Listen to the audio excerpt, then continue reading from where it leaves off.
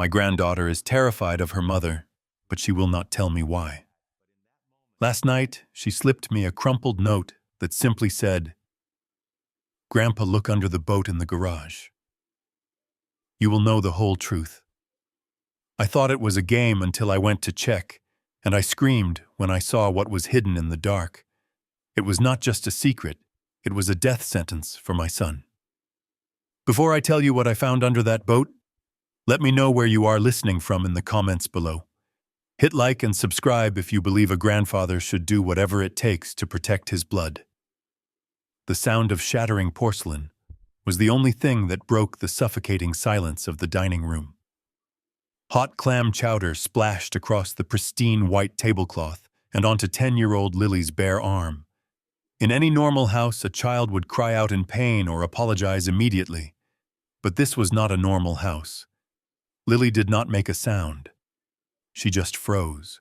Her small body went rigid like a statue, and her eyes went wide with a terror that no child should ever know. She did not look at the burn on her arm. She looked directly at her mother, Monica. I pushed my chair back, ready to rush over and grab a wet towel. Accidents happen. She is just a kid. But before I could stand up, Monica raised one perfectly manicured hand. "Stop right there, Doug."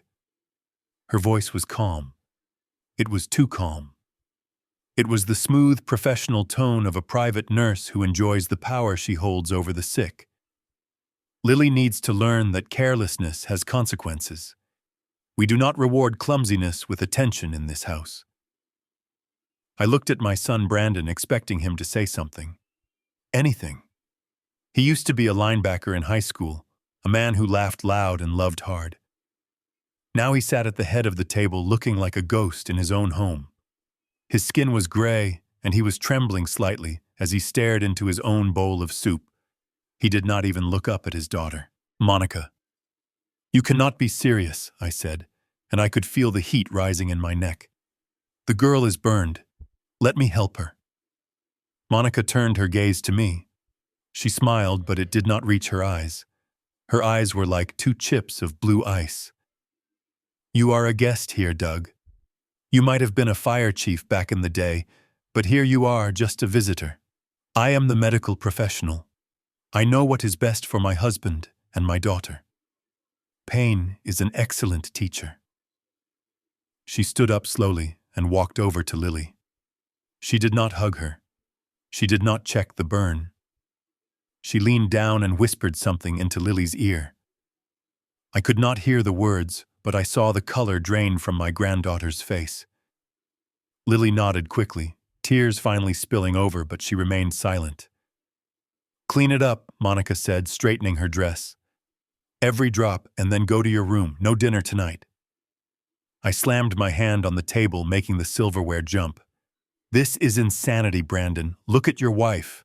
She is starving your daughter over a spilled bowl of soup." "Say something, man." Brandon finally looked up. His eyes were glassy and unfocused. Binge-watching TV, or maybe the medication Monica had him on was stronger than I thought. "Dad, please," he whispered, and his voice cracked. "Don't make it worse. Monica is just trying to help us. She manages the discipline because I am too sick. Please just let it go." I looked from my broken son to my terrified granddaughter, who was now on her knees picking up sharp shards of ceramic with her bare hands. A cold realization washed over me. This wasn't just strict parenting. This was a hostage situation. And I was the only one who could see the bars on the windows. The mess on the table was gone, but the tension in the air was thick enough to choke on. I turned my attention away from my terrified granddaughter and focused entirely on my son Brandon. I had not seen him in 6 months, and the change was horrifying. The man sitting across from me was a shadow of the person I raised. Brandon used to be a linebacker in college, a man who built skyscrapers for a living, a man who could carry 2 bags of cement without breaking a sweat. Now he looked like he was made of glass. His skin was the color of old parchment gray and translucent. His cheekbones protruded sharply from his face and his eyes were sunken deep into dark purple sockets. But it was his hands that scared me the most. He was trying to lift his spoon to his mouth, but he could not do it. His hand was trembling so violently that the spoon rattled against the side of the bowl. Clink, clink, clink, it was the sound of total defeat. I watched him struggle for another moment before I could not take it anymore. I reached out to steady his hand, but he pulled away sharply as if my touch burned him. "I can do it, Dad," he whispered. His voice was breathless like he had just run a marathon. "I just need a minute. It is just a bad day." "It is not just a bad day, Brandon," I said, keeping my voice low so Lily would not hear more fighting. "You are shaking like a leaf. You look like you have lost 30 pounds. What is going on with you?" Before Brandon could answer, Monica stepped out of the shadows of the kitchen. She did not bring more food. She held a small plastic cup in her hand. Inside sat a single pill. It was not white or yellow like normal medicine. It was a vivid electric blue. It looked unnatural. "Time for your boost, honey," Monica said. Her voice was sweet, but her eyes were cold and dead. She stood behind Brandon and placed her hands on his shoulders. It did not look like a hug. It looked like she was holding him down. "What is that?" I asked, pointing a finger at the blue pill. "Since when do vitamins look like candy? And since when does a multivitamin stop a grown man from being able to feed himself?" Monica sighed, a sound of exaggerated patience. She placed the cup on the table and pushed it toward Brandon's shaking hand. "It is a proprietary blend, Doug. A neurosupporter for his chronic fatigue syndrome. Dr. Henderson prescribed it specially. It helps regulate his tremors. Not that you would understand the complexity of his condition. You think everything can be fixed with a hammer or a hose." She turned to Brandon, and her voice dropped an octave. "Take it now. You know what happens when you miss a dose. You get confused. You get emotional. We do not want you upsetting your father more than you already have." I watched my son. I waited for him to argue. I waited for him to ask what was in it. But he didn't. He looked at that blue pill with a mixture of fear and desperation. With a shaking hand, he tipped the pill into his mouth and swallowed it dry without water. He winced as it went down. It was painful to watch. It was not a man taking medicine. It was a dog obeying a master he was terrified of. As he swallowed, I saw Monica smile. It was a small, satisfied twitch of her lips. And right then I knew. That was not medicine. That was a leash, and she was tightening it right in front of my eyes. I needed to get out of there. Not to leave, but to regroup. I needed to see what else she was hiding before that blue pill killed him. I watched that blue pill slide down my son's throat, and I felt a knot of pure panic tighten in my chest. I knew I was walking on a minefield, but I could not just sit there and watch him fade away. I took a deep breath and looked Monica dead in the eye. "I want to see the bottle," I said. My voice was steady, but my hands were clenched into fists under the table. "If that is a prescription medication, it has a label. It has a name. I want to know exactly what you are feeding him." Monica did not even blink. She picked up her wineglass and took a slow, deliberate sip before setting it down. "You are becoming tedious, Doug. I told you. It is a compounded regulator. It is not something you pick up at CVS. It is sophisticated medicine for a sophisticated condition." "What condition?" I snapped. I could feel my control slipping. "I was a first responder for 30 years, Monica. I have treated shock. I have treated trauma. I know what a sick man looks like, and I know what a drugged man looks like. Brandon does not have the flu. His pupils are pinned. His skin is clammy. He looks like he is going into system failure." Monica laughed. It was a sharp, cruel sound that made Brandon flinch. "Oh, listen to you. The firefighter thinks he is a physician. This is exactly why we do not involve you in his care. You see a symptom and you think you know the cause. You are looking at this with the simplistic mind of a man who sprays water on burning wood. She leaned forward across the table, and for a second her mask of perfection slipped, showing the predator underneath. Brandon has severe dysautonomia coupled with parasympathetic nervous system collapse. His body cannot regulate its own fight or flight response. Do you even know what the vagus nerve does, Doug? Can you explain the difference between orthostatic intolerance and adrenal fatigue? I opened my mouth to argue, but she cut me off, raising her voice just enough to dominate the room. No, I didn't think so. You are operating on outdated first aid training from the 80s. I have a master's degree in nursing. I manage complex pathologies every single day. When you question my treatment plan, you are not just being an annoying father-in-law. You are endangering his life with your ignorance. She turned to Brandon, who was now swaying slightly in his chair, his eyes unfocused as the drug began to take hold. Look at him, Doug. Look what you are doing. Your aggression is spiking his cortisol levels. You are triggering a crash. Dad, please, Brandon mumbled. His words were slurring now, thick and heavy. Just stop, my head is spinning.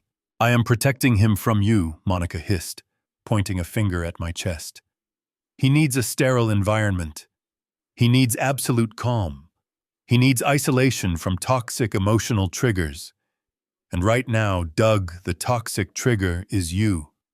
You are the pathogen in this room. I looked at my son. He was slumped over his bowl of soup drool forming at the corner of his mouth. He wasn't just tired. He was gone, checked out. That blue pill had turned off the lights in his brain in less than 5 minutes. You are killing him, I said quietly. You are turning him into a zombie. Monica stood up and smoothed her skirt. I am saving him from himself and from his overbearing family. I think it is time for you to leave, and do not think about coming back tomorrow. I am putting him on a strict no-contact protocol for the next 72 hours to flush out the stress you just caused. If you try to see him, I will call the police and tell them you are harassing a vulnerable patient. Do not test me, Doug. I stood up slowly. My knees cracked and my back ached. I wanted to flip the table. I wanted to shake the life back into my son. But I knew she was baiting me. She wanted me to explode so she could prove I was the dangerous one. I looked at Brandon one last time, but he was staring at the wall, seeing things that weren't there. I will go, I said, grabbing my coat. But you better hope that medicine is exactly what you say it is. Monica just smiled that shark-like smile again. Drive safe, Doug. The roads are slippery for old men at night. The clatter of silverware hitting the sink was the only sound in the house. Dinner was officially over, not that anyone had actually eaten. Monica moved around the kitchen with a terrifying efficiency, wiping down surfaces that were already clean, sanitizing the counter, like she was scrubbing away a crime scene. I stood by the front door, clutching my coat, feeling completely useless. My son was still slumped at the dining table, staring at his hands, his breathing heavy and rhythmic. The blue pill had done its job perfectly. He was not my son right now. He was just another piece of furniture in Monica's perfectly curated life. You should go now, Doug, Monica said, without turning around. Her voice was light, almost cheerful, which made it worse.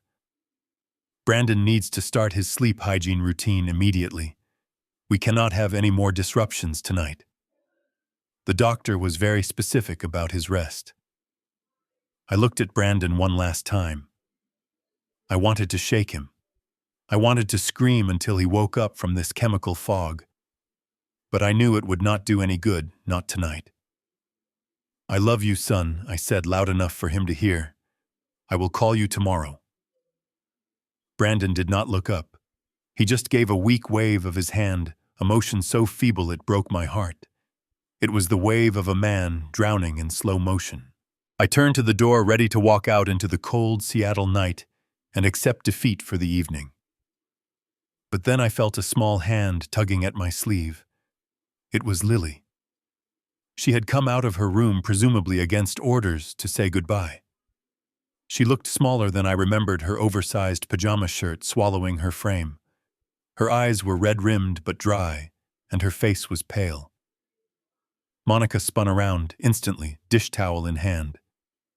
"Lily, I told you to stay in your room. I just wanted to say I to Grandpa," Lily whispered. Her voice was trembling, but she stood her ground. "Make it quick," Monica snapped, checking her smartwatch. "You have 30 seconds. Then it is lights out." I knelt down on one knee so I could be eye level with my granddaughter. I tried to smile, I tried to look like the strong protector she needed, but inside I was crumbling. "Be brave, kiddo," I whispered so low only she could hear. "I am not going anywhere. I am going to figure this out." Lily threw her arms around my neck. It was a desperate hug, the kind that feels like someone is holding on for dear life. She buried her face in my shoulder, smelling of strawberry shampoo and fear. Her little heart was hammering against my chest so fast it scared me. For a second, I thought she was just seeking comfort. But then I felt it. Her hand moved quickly behind my neck and down towards my chest. I felt her small, cold fingers slide into the breast pocket of my flannel shirt. It was a lightning-fast movement, practiced and precise. I felt the crinkle of paper against my skin, followed by a gentle pat. I froze. My instinct was to pull back to ask her what she was doing. But then I saw her face as she pulled away. She did not look at me. She looked past me straight at her mother, ensuring Monica had not seen the exchange. But when her eyes flicked back to mine for a split second, they were screaming. It was a look of pure terror, a plea for help so intense it knocked the wind out of me. It was the eyes of a soldier passing intel behind enemy lines. "Good night, Grandpa," she said loudly, her voice flat and robotic. "Good night, Lily," I managed to say, my hand instinctively hovering over my pocket, protecting the secret she had just entrusted to me. "That is enough," Monica said, walking over and opening the front door wide, letting the cold wind rush in. "Goodbye, Doug. Do not forget to lock the gate on your way out, and do not call before noon." I stepped out onto the porch, and the heavy oak door slammed shut behind me with a finality that echoed in the night. The lock clicked instantly. I was outside in the dark alone. But in my pocket, I carried a piece of paper that burned against my chest like a brand. I didn't know what was written on it yet, but I knew my life was about to change. I walked down the concrete driveway, my boots crunching on the fallen leaves that the landscaping crew had missed. The cold Seattle mist was starting to turn into a steady drizzle, the kind that soaks into your clothes and chills you to the bone. I reached my old Ford truck parked at the curb, a rusted contrast to the sleek European luxury cars sitting in my son's driveway. I opened the door and climbed into the cab, but I did not put the key in the ignition. The interior smelled of old leather and stale coffee, a comforting scent that usually calmed me down. But tonight, my heart was racing like a rookie firefighter on his first call. I reached into my breast pocket and pulled out the piece of paper Lily had slipped me. My hand was shaking slightly as I smoothed it out against the steering wheel. It was a torn corner of lined notebook paper, probably ripped from her homework journal. The handwriting was jagged and hurried, written in blue crayon. I turned on the dome light and squinted at the scribbled words. "Grandpa, look under the boat in the garage. Mom hides the real dad there." I stared at those words until they blurred. Mom hides the real dad there. A chill that had nothing to do with the weather ran down my spine. It was a terrifying sentence for a 10-year-old to write. Did she mean a body? No, Brandon was sitting inside at the dining table. Did she mean evidence of who he used to be? Or did she mean the poison that had turned him into a shell was hidden there? I looked back at the house. The garage was attached to the side, a massive structure housing Brandon's pride and joy, a $50,000 Mastercraft boat he hadn't used in 2 years. It made no sense. Monica was a woman who sterilized her countertops twice a day. She treated dust like a mortal enemy. Why would she keep anything under a dusty boat trailer in a garage full of grease and oil? Unless it was the one place she knew Brandon would never look. Brandon was too weak to walk to the mailbox, let alone crawl under a 2-ton boat trailer. It was the perfect hiding spot. Dirty, dark, and dangerous for a sick man. I looked at the ignition. Logic told me to go home. Logic told me to sleep on it. Call a lawyer in the morning and handle this through the courts. But my gut, the same gut that had told me when a burning roof was about to collapse, told me that if I left now, I might lose my chance. If Monica was drugging him to keep him compliant, she was doing it for a reason. And people who drug their spouses usually have an end game. I turned the key just enough to unlock the steering column, but I did not start the engine. I released the parking brake and let the heavy truck roll silently down the slope of the street. The tires hissed against the wet pavement as I drifted into the shadows about 3 houses down, pulling in behind a large hedge that bordered the neighbor's property. I killed the lights and sat in the darkness watching the house through the rain-streaked windshield. I checked my watch. 9:15. I would give them an hour. Enough time for the blue pill to put Brandon into a coma-like sleep. Enough time for Monica to think she had won and go to bed. Then I was going back in. Not as a guest, but as an intruder. I gripped the steering wheel tight. Whatever was under that boat was the key to this nightmare, and I was not leaving until I held it in my hands. The last light in the master bedroom flickered and died, plunging the house into total darkness. I did not move immediately. I waited 10 minutes, then 20. I needed to be sure that the chemical cocktail Monica had fed my son had taken full effect, and that she was deep in her own beauty sleep. The rain was falling harder now, drumming a rhythmic beat on the roof of my truck, a natural noise dampener that would cover my footsteps. I pulled my hood up and slipped out of the truck. I did not go to the front door. Monica would have Ring cameras and motion sensors covering the main approach. Instead, I circled around the back through the neighbor's overgrown azalea bushes, my boots sinking into the wet mud. I made my way to the side service door of the detached garage. It was a solid steel door, the kind that looks impenetrable to a layman. But I wasn't a layman. I spent 40 years forcing entry into burning buildings where seconds meant life or death. I knew that every fortress had a weak point. I reached into my pocket and pulled out a thin strip of spring steel, a modified tool I had kept in my glove box since my retirement. I did not need a sledgehammer. I needed finesse. I slid the metal shim between the door jamb and the latch, feeling for the tension of the bolt. My hands were cold and stiff from the arthritis that plagued me every winter, but muscle memory took over. I closed my eyes and visualized the mechanism inside. Twist, push, slide. There was a soft, audible click, the sound of opportunity. I turned the knob slowly, praying the hinges were oiled. The door swung open without a creak, and I slipped inside, closing it gently behind me. The silence in the garage was heavy and oppressive, instantly cutting off the sound of the rain outside. It smelled of stale gasoline, old rubber, and the sharp chemical tang of fertilizer. It was the smell of a man's workspace, but it felt abandoned, like a museum exhibit of a life Brandon used to live. I didn't turn on my flashlight yet. I stood still, letting my eyes adjust to the gloom. That is when I saw it. High up in the corner near the automatic garage door opener, a tiny red light pulsed in the darkness. Blink, blink, blink. A motion sensor camera, of course. Monica monitored everything. My heart hammered against my ribs. If that camera saw me, the police would be here in 5 minutes, and Monica would have the perfect excuse to file a restraining order. I pressed my back flat against the cold cinder block wall, staying in the deep shadows where the camera's angle couldn't reach. I had to move like a ghost. I looked across the garage floor. The target was about 20 feet away.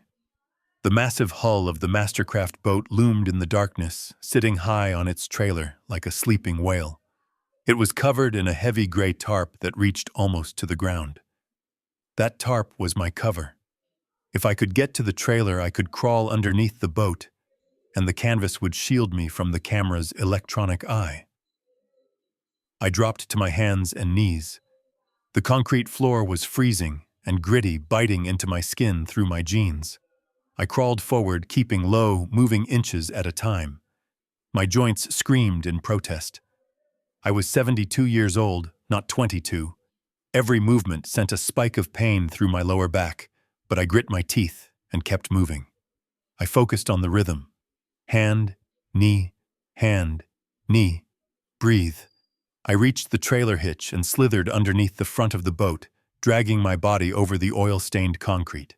The space under the hull was tight, a claustrophobic tunnel of darkness. The smell of rubber was overpowering here. I lay flat on my back, staring up at the fiberglass hull inches from my nose. I was hidden. The camera couldn't see me here. I reached into my pocket and pulled out my small penlight. It was time to see what a 10-year-old girl was so afraid of. I clicked the penlight on. The thin beam cut through the gloom, illuminating the underside of the massive fiberglass hull. From down here, the boat looked like a beast sleeping in a cave. The space was even tighter than I anticipated. The trailer frame pressed down on me, and the smell of grease and old rubber was suffocating. I felt like I was crawling into the mouth of a shark.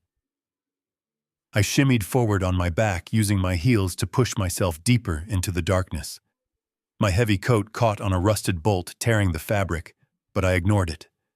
I had to focus. Lily had been specific. Under the boat, near the spare tire. I swung the light beam toward the center of the trailer, where the spare wheel was mounted horizontally against the frame. At first glance, I saw nothing but road grime and spider webs. It looked like any other neglected piece of machinery. I felt a surge of disappointment. Had Lily imagined it? Was this just a game to her? But then I remembered the terror in her eyes. That was not imagination. That was trauma. I forced myself to look closer, twisting my neck at a painful angle to see up into the hollow rim of the spare tire itself. It was a space no mechanic would ever check, and no adult could easily reach. It was a hiding spot that only a small child seeking refuge from a monster could discover. And there it was. Deep inside the rim, attached to the steel frame by what looked like industrial strength magnets, sat a matte black box. It was not small. It was the size of a hardback book, waterproof and heavy-duty. It blended perfectly with the shadows. If I had not been looking for it specifically, I would have missed it even from this close range. My heart hammered against my ribs. This wasn't a jewelry box or a diary. This was professional equipment. It was a Pelican case, the kind used to protect sensitive electronics or volatile chemicals during transport. I reached up my hand, trembling slightly from the strain of holding this awkward position. I grabbed the box and pulled. It didn't budge. The magnets were incredibly strong. Monica, or whoever she really was, had made sure this thing would not fall off even if the trailer hit a pothole at 60 miles an hour. I used both hands, gritting my teeth, and wedged my fingers under the edge of the case. With a grunt of exertion that echoed too loudly in the silent garage, I wrenched it free. The magnets released with a dull thud. I pulled the box down onto my chest, breathing hard. It was cold and covered in a thin layer of oily dust. I lay there for a moment in the dark, clutching the black plastic brick. The weight of it was terrifying. This was it. This was the proof. I thought about Lily squeezing herself into this dark, greasy space, probably crying, probably covering her mouth so her mother wouldn't hear her. She must have been hiding here one day and seen Monica stash this box. The image of my granddaughter curled up in the dirt under a trailer to escape her own mother made bile rise in my throat. I rolled onto my side, shielding the box with my body. I found the latches on the side. They were heavy-duty clamps. I hesitated for a fraction of a second. I knew that once I popped these latches, there was no going back. I was about to cross a line from suspicious father-in-law to vigilante. I took a breath that tasted of gasoline and flipped the latches open. Snap. Snap! I lifted the lid and shone my penlight inside. What I saw made the blood freeze in my veins. I popped the latches, and the sound echoed like a gunshot in the silent garage. I froze, holding my breath, and listening for the sound of the service door opening or footsteps on the stairs. But there was only the steady drumming of the rain on the roof and the distant hum of the refrigerator. I was safe for now. I turned my attention back to the black box resting on my chest. I lifted the lid slowly. The interior was lined with dense foam cut precisely to hold specific items in place. It was professional. It was organized. And right on top, nestled in their own individual slots, were 3 dark blue booklets with gold lettering. United States passports. My hands were shaking as I reached for the first one. It felt stiff and new, not like my old worn-out passport that had been through the wash twice. I flipped it open to the information page, shining my penlight directly on the laminate. The face staring back at me was unmistakable. It was the same ice blue eyes, the same sharp jawline, the same carefully styled blonde hair. It was the woman who had sat across from me at dinner 2 hours ago. It was the woman who was currently sleeping next to my dying son. But when my eyes drifted to the right, the air left my lungs. The name printed next to the photo was not Monica Bennett. It read, Vanessa Ray, born in Dayton, Ohio. I dropped it onto my chest and grabbed the second one. Same photo, same birthday, different name, Chloe Daniels, born in Miami, Florida. I grabbed the third, Rebecca Stone, born in Phoenix, Arizona. 3 identities, 3 completely different lives, all belonging to one woman. I started flipping through the pages of the passports looking for stamps. These were not old keepsakes from a rebellious youth. These were active documents. The Vanessa passport had an entry stamp from Mexico dated 3 years ago. The Chloe passport showed travel through Canada just 18 months ago, and the Rebecca passport, the one that looked the freshest, had no stamps at all. It was a blank slate ready to be used. The realization hit me harder than the cold, concrete floor. My son had not married a nurse. He had not married a woman named Monica. He had married a ghost, a professional chameleon who shed identities like a snake sheds its skin. I looked at the dates again. The timeline was terrifying. Vanessa disappeared 2 years ago, right around the time Chloe appeared. Chloe vanished 6 months later, right before Monica showed up in Seattle and bumped into Brandon at a coffee shop. It was a pattern, a cycle. She didn't just change names for fun. People like this only change their names when they need to run away from something, or when they need to bury a past that might send them to prison. My stomach churned. I thought about Brandon upstairs, drugged and helpless. I thought about Lily, terrified and silent. They were living with a stranger, a woman who could pack a bag, grab one of these passports, and disappear into thin air within an hour, leaving nothing behind but a body. I was not dealing with a bad mother. I was dealing with a predator who had refined her hunting technique to an art form. And judging by the collection of identities in this box, Brandon was not her first victim. He was just her current job. I needed to know what else was in the box. If she had the means to escape, she also had to have the means to finish the job.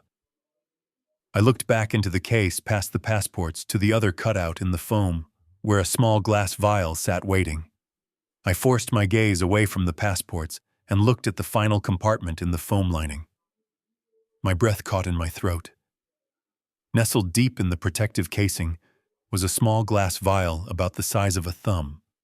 It had no label, no pharmacy sticker, no warning symbol. It was just clear liquid that looked harmlessly like water, but the way it was packed told a different story.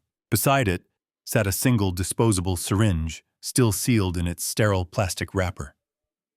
This was not medication. This was a weapon. I reached out and touched the cold glass of the vial. It chilled my fingertips. I thought about the blue pill Monica had forced down my son's throat earlier that night. I thought about his tremors and his gray skin. This liquid was likely the concentrated version, or perhaps the raw ingredient she used to manufacture his sickness. If the passports were her exit strategy, this vial was the mechanism that would make her a widow. I knew I could not take the box. If Monica came down here and found her survival kit missing, she would vanish before sunrise. She would take Lily and disappear into one of those other lives she had waiting in Canada or Mexico. I needed her to believe she was still safe. I needed her to think she was the predator right up until the moment I snapped the trap shut. But I needed proof. I needed to know exactly what poison was coursing through my son's veins. I patted my jacket pocket and felt the small plastic bottle of artificial tears I carried for my chronic dry eye.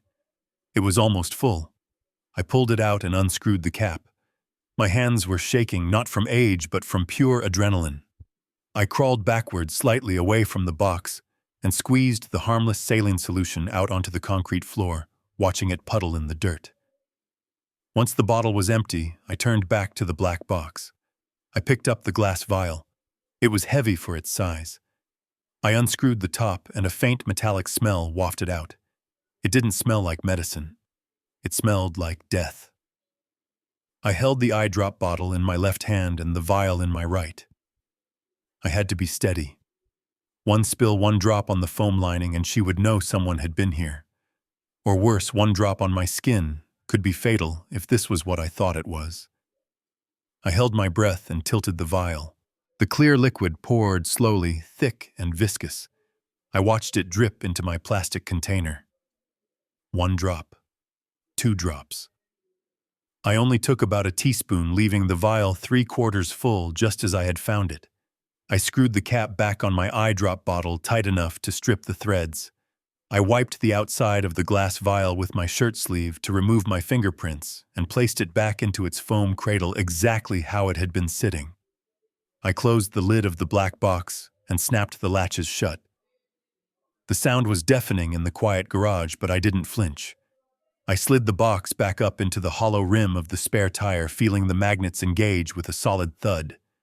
I lay back on the cold concrete for a second, clutching the plastic bottle in my pocket. It felt burning hot against my leg.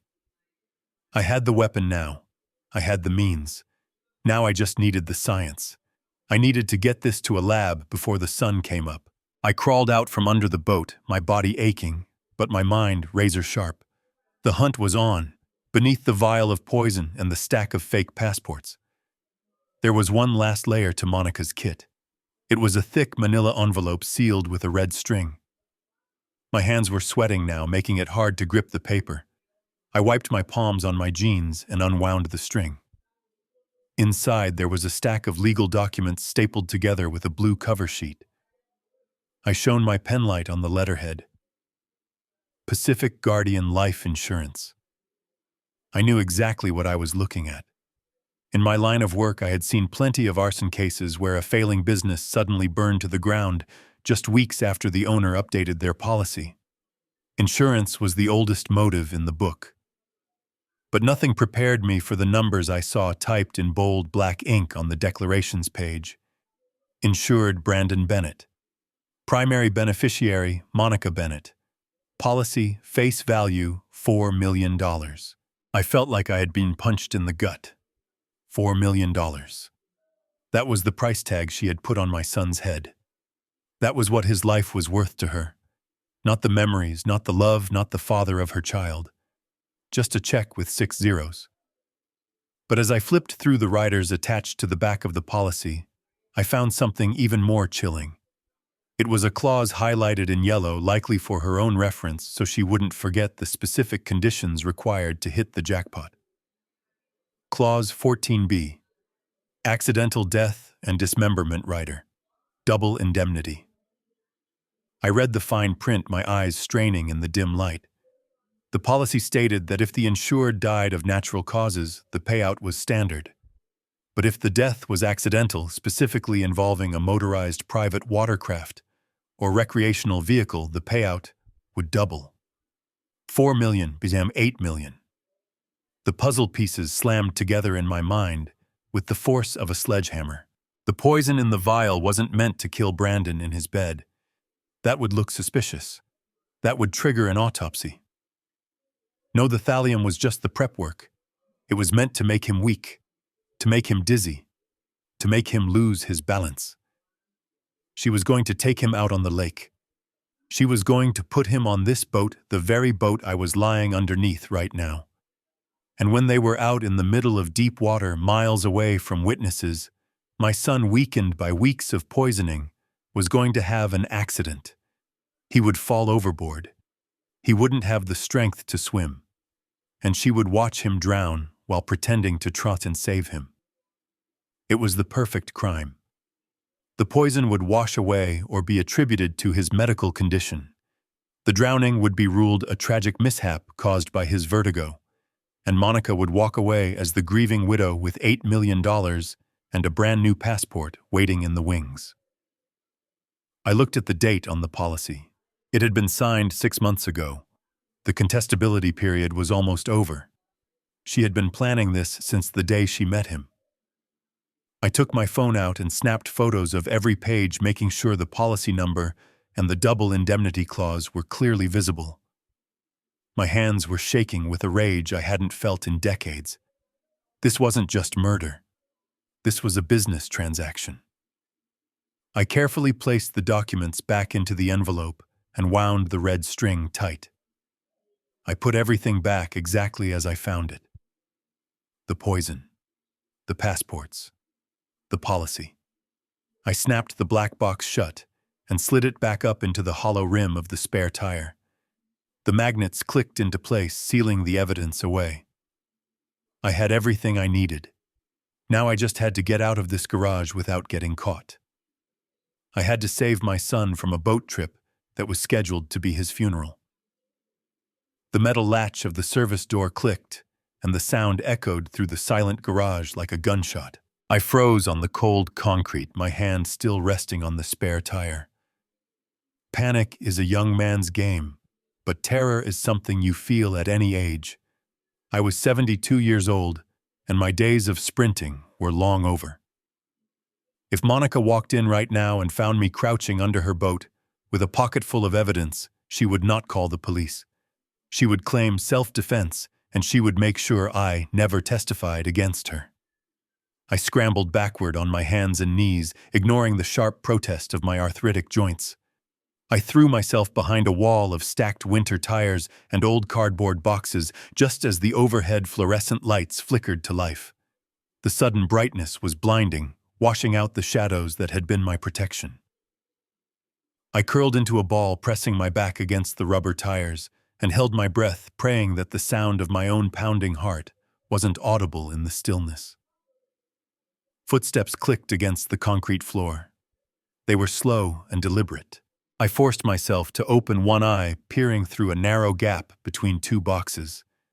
It was Monica. She was wearing a long silk robe that shimmered under the harsh lights, a stark contrast to the grease and grime of the garage. In her hand, she held a glass of white wine. She did not look like a frantic woman checking for intruders. She looked like a queen surveying her kingdom. She walked straight to the boat, stopping just feet away from where I was hiding. I could smell her perfume, a floral scent that was too sweet and cloying, masking the smell of gasoline. She reached out and ran her free hand along the gray canvas cover of the boat, caressing it with a chilling affection. Then she looked down at the trailer hitch. My lungs burned for air, but I didn't dare exhale. For a terrifying second, I thought she knew. I thought she was going to reach down, check the spare tire, and realize her black box had been touched. I gripped the tire iron lying in the dust next to me, my knuckles turning white. I had never struck a woman in my life, but if she cornered me now, I would do whatever it took to get back to my son. But she didn't check the box. Instead, she raised her wine glass in a silent toast to the boat. "Almost there," she whispered. Her voice was soft, but in the quiet garage, every word was crystal clear. "Just one more day, honey. Then we are free." She took a slow sip, savoring the moment. She wasn't checking the lock. She was visiting the weapon. She was gloating over the instrument of my son's destruction. She turned on her heel and walked back toward the door. She paused at the threshold, her eyes sweeping over the garage one last time. Her gaze lingered on the stack of tires where I was hiding. I squeezed my eyes shut, bracing for the shout. But it never came. The lights clicked off, plunging the room back into darkness. The door closed and the lock engaged with a final heavy thud. I didn't move for a full 5 minutes. I lay there in the dark, shaking uncontrollably as the adrenaline dump hit my system. I waited until I was sure she was back upstairs, until I was sure the house was silent again. Then I moved. I crawled out from behind the tires, popped the lock on the service door with trembling hands, and slipped out into the rain. When I finally collapsed into the driver's seat of my truck, my clothes were soaked through with sweat and rain. I gripped the steering wheel, gasping for air. I had escaped, but the real war had just begun. I looked up at the dark window of the master bedroom. "You enjoy your wine, Monica, because tomorrow you are going to choke on it. The smell of formaldehyde is something you never forget. It stays in your nose long after you leave the morgue, and tonight it was the only thing keeping me awake."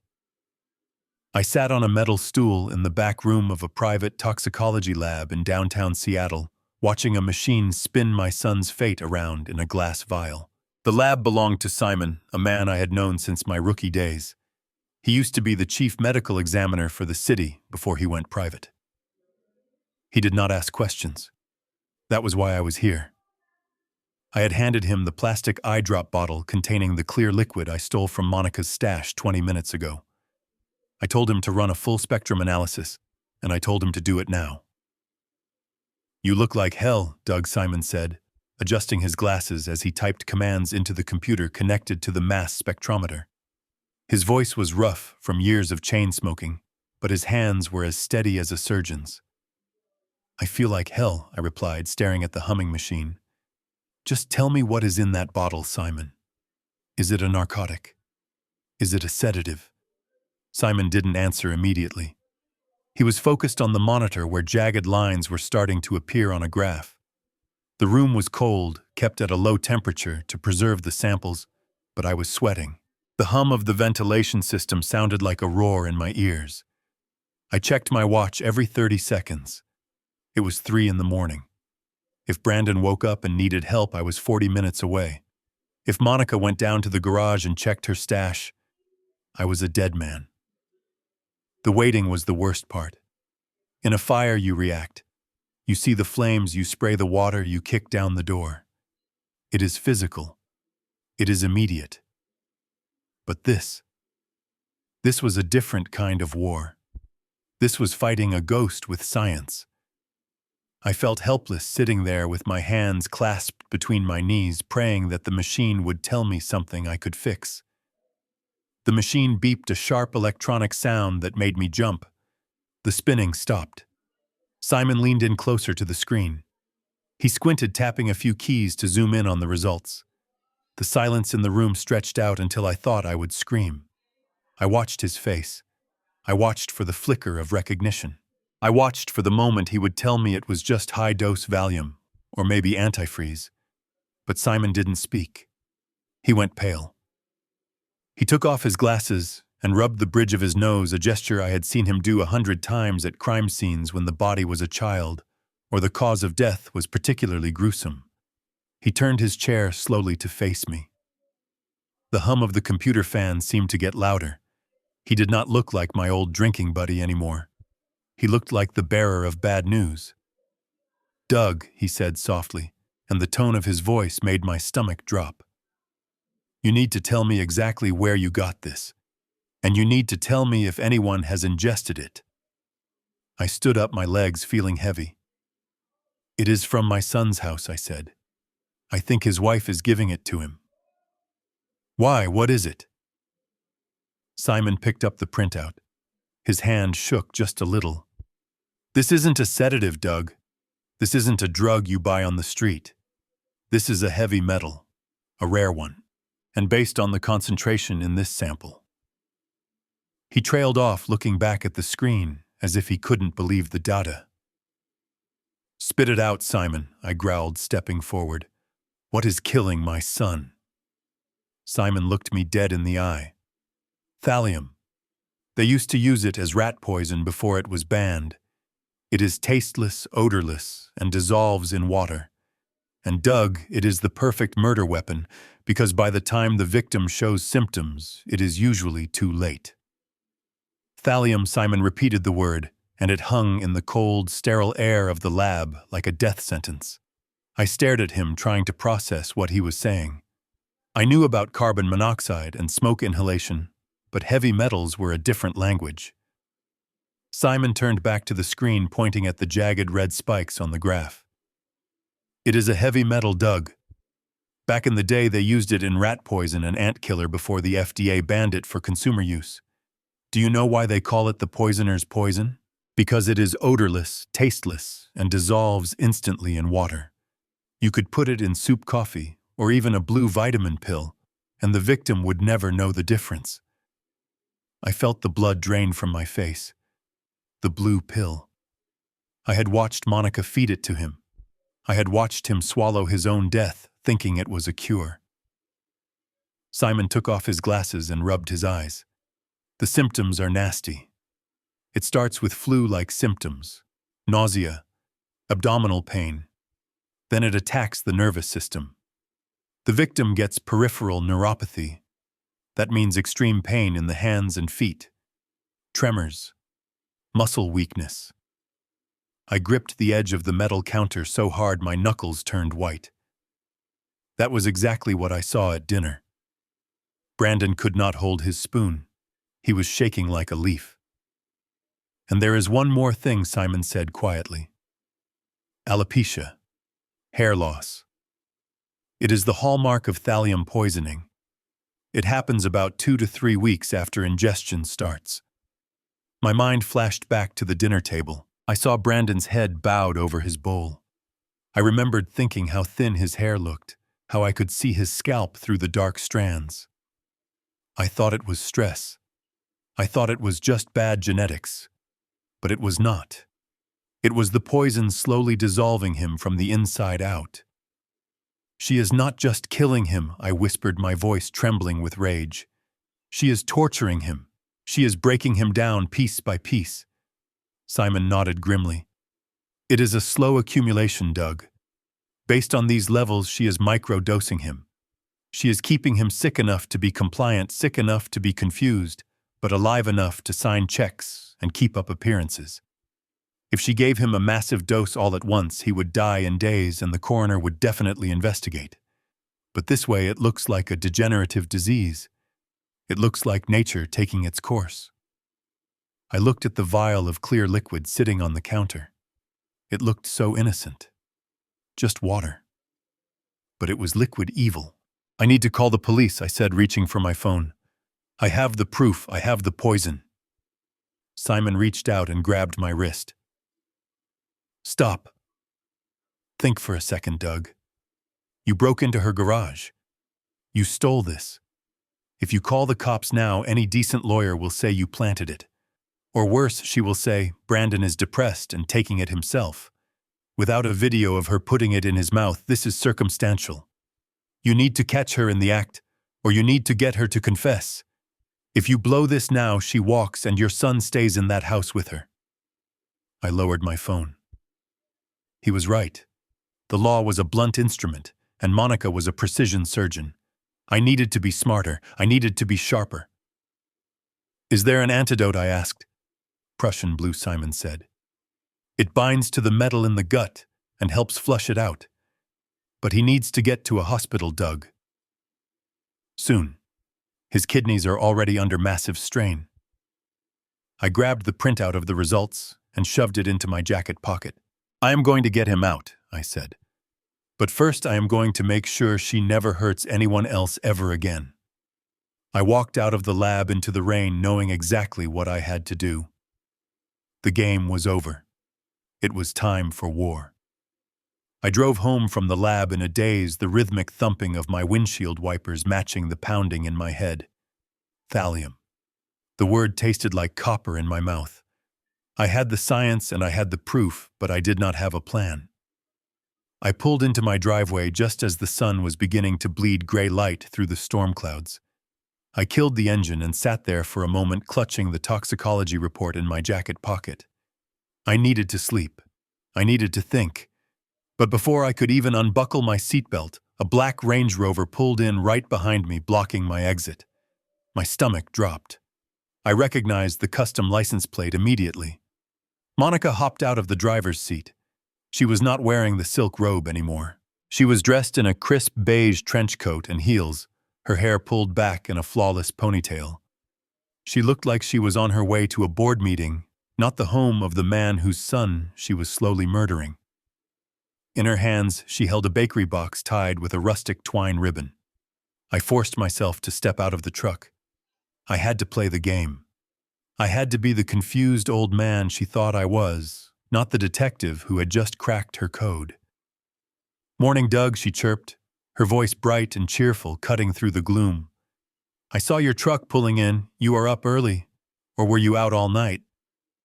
I leaned against my truck door, trying to hide the exhaustion in my posture. "Just couldn't sleep," I grunted.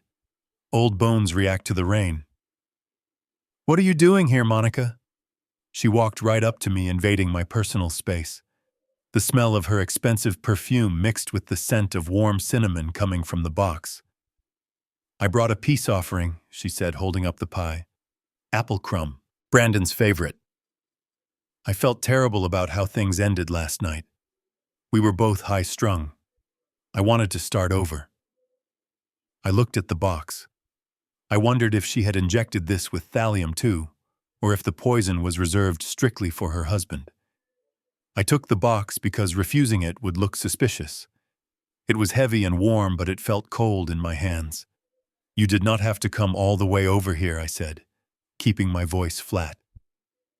"Oh, it is no trouble," she said, smiling that shark-like smile.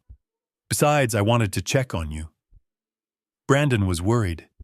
He said you seemed disoriented last night, confused about his medication, aggressive with Lily." She paused, letting the words hang in the air like a toxic cloud.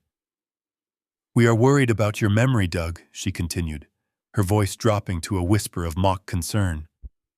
"You know early-onset dementia can manifest as paranoia, thinking people are hurting you, thinking you see things that aren't there, like things under boats, for instance." My blood froze. She knew. She had checked the garage. She knew the box had been moved. I gripped the pie box so hard the cardboard buckled slightly. "I don't know what you're talking about." I lied, looking her dead in the eye. "I was just worried about my son." Monica stared at me for a long second, searching my face for a crack. Then she stepped back. "Good," she said. "Because we would hate to have to make any difficult decisions about your living situation. For your own safety, of course." She turned and walked back to her car, her heels clicking on the wet pavement. "Enjoy the pie, Doug," she called over her shoulder, "and get some rest. You look like you have seen a ghost." I watched her drive away until her taillights disappeared around the corner. I looked down at the pie in my hands. It wasn't a gift. It was a message. She knew I was onto her, and she had just fired the first shot. I stood there on my driveway watching Monica's taillights fade into the morning mist, and before I could even process the threat she had just delivered, a gray sedan pulled up to the curb. It was a nondescript government-issue vehicle, the kind that brings bad news. Two people stepped out, a man and a woman, both wearing official windbreakers and clutching thick clipboards. They walked toward me with a purposeful stride that made the hair on the back of my neck stand up. "Mr. Douglas Bennett," the woman asked, flashing a laminated badge that read, "Washington State Department of Social and Health Services. I am Agent Reynolds, and this is Agent Cole from Adult Protective Services. We need to speak with you immediately regarding a priority referral we received this morning." I looked from the badge to their faces. "Let me guess," I said, my voice tight. "My daughter-in-law called you. She thinks I am becoming forgetful, right?" Agent Reynolds did not smile. She looked at me with a mixture of pity and professional caution. "It is more serious than that, Mr. Bennett. We received a detailed report alleging that you are suffering from unmedicated dementia with aggressive features. The report states that yesterday evening you had a violent episode at your son's home and physically assaulted your 10-year-old granddaughter. The world seemed to tilt on its axis. Assaulted. The word hit me like a physical blow. I took a step back, shaking my head. That is a lie. I would never touch a hair on Lily's head. I love that girl. Agent Cole stepped forward, his pen poised over his clipboard ready to record my reaction. The report claims you grabbed the child's arm in a fit of confusion, causing a burn injury with hot soup.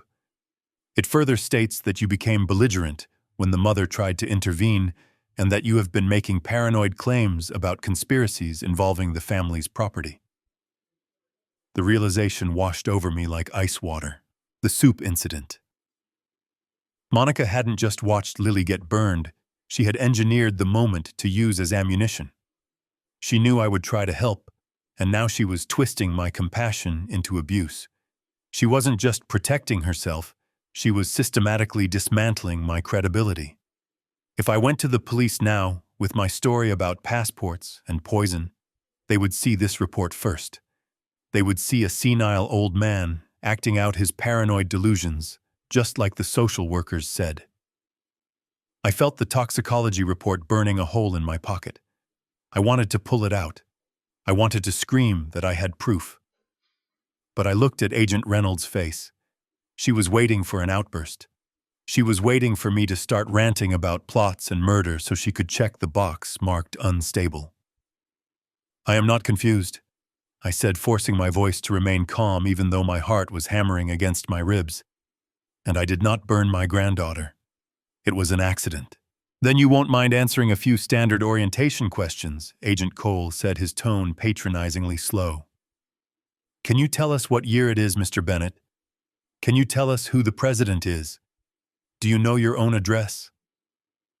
I stood there in the rain answering questions meant for a toddler, while the woman murdering my son drove away free. I answered every question correctly, but I could see in their eyes that it didn't matter. The seed of doubt had been planted. Monica had weaponized the system against me. I realized then that she didn't just want me out of the house. She wanted me locked away in a facility where no one would listen to my stories about black boxes and blue pills. I had to get rid of them. I had to play the game, or I would lose everything. Agent Cole didn't look up from his clipboard when he asked the next question, but the air in the room suddenly got heavier. Mr. Bennett, the report mentions that, as a former first responder, you possess a service weapon. Is there a firearm in the house currently? I sat very still on my front porch. The rain had stopped, but the damp cold was seeping into my joints. I knew exactly where this was going. In Washington State, we have red flag laws. If a family member claims you are mentally unstable and have access to weapons, the police can seize your property and revoke your rights before you even see a judge. Monica wasn't just trying to embarrass me. She was trying to disarm me. She was trying to strip me of my civil rights so that if I walked into a police station later today with a vial of poison, they wouldn't see a witness. They would see a confused, dangerous old man who had already been flagged by the state. I have a registered handgun, I said, keeping my voice level. It is locked in a safe. The ammunition is stored separately. I have not fired it in 10 years. Agent Reynolds stepped forward. Her voice was soft, too soft, like she was talking to a frightened animal. The report states that you threatened to use it last night. Monica claims you said you would fix the problem yourself if Brandon didn't listen to you. My hands clenched into fists on my lap. I never said that. I said I would fix the situation, meaning I would find a doctor who actually knew what they were doing. She is twisting my words. She is trying to discredit me because she knows I found something she didn't want me to see. Agent Cole stopped writing. He looked at Agent Reynolds, then back at me. Mr. Bennett, that sounds like a conspiracy theory. Do you often feel like people are plotting against you? Do you feel like your family is trying to hurt you? I opened my mouth to scream the truth. I wanted to tell them about the passports under the boat. I wanted to tell them about the thallium. But I looked at their faces. They didn't see a hero. They saw a 72-year-old man in a flannel shirt sitting alone on a porch, talking about plots.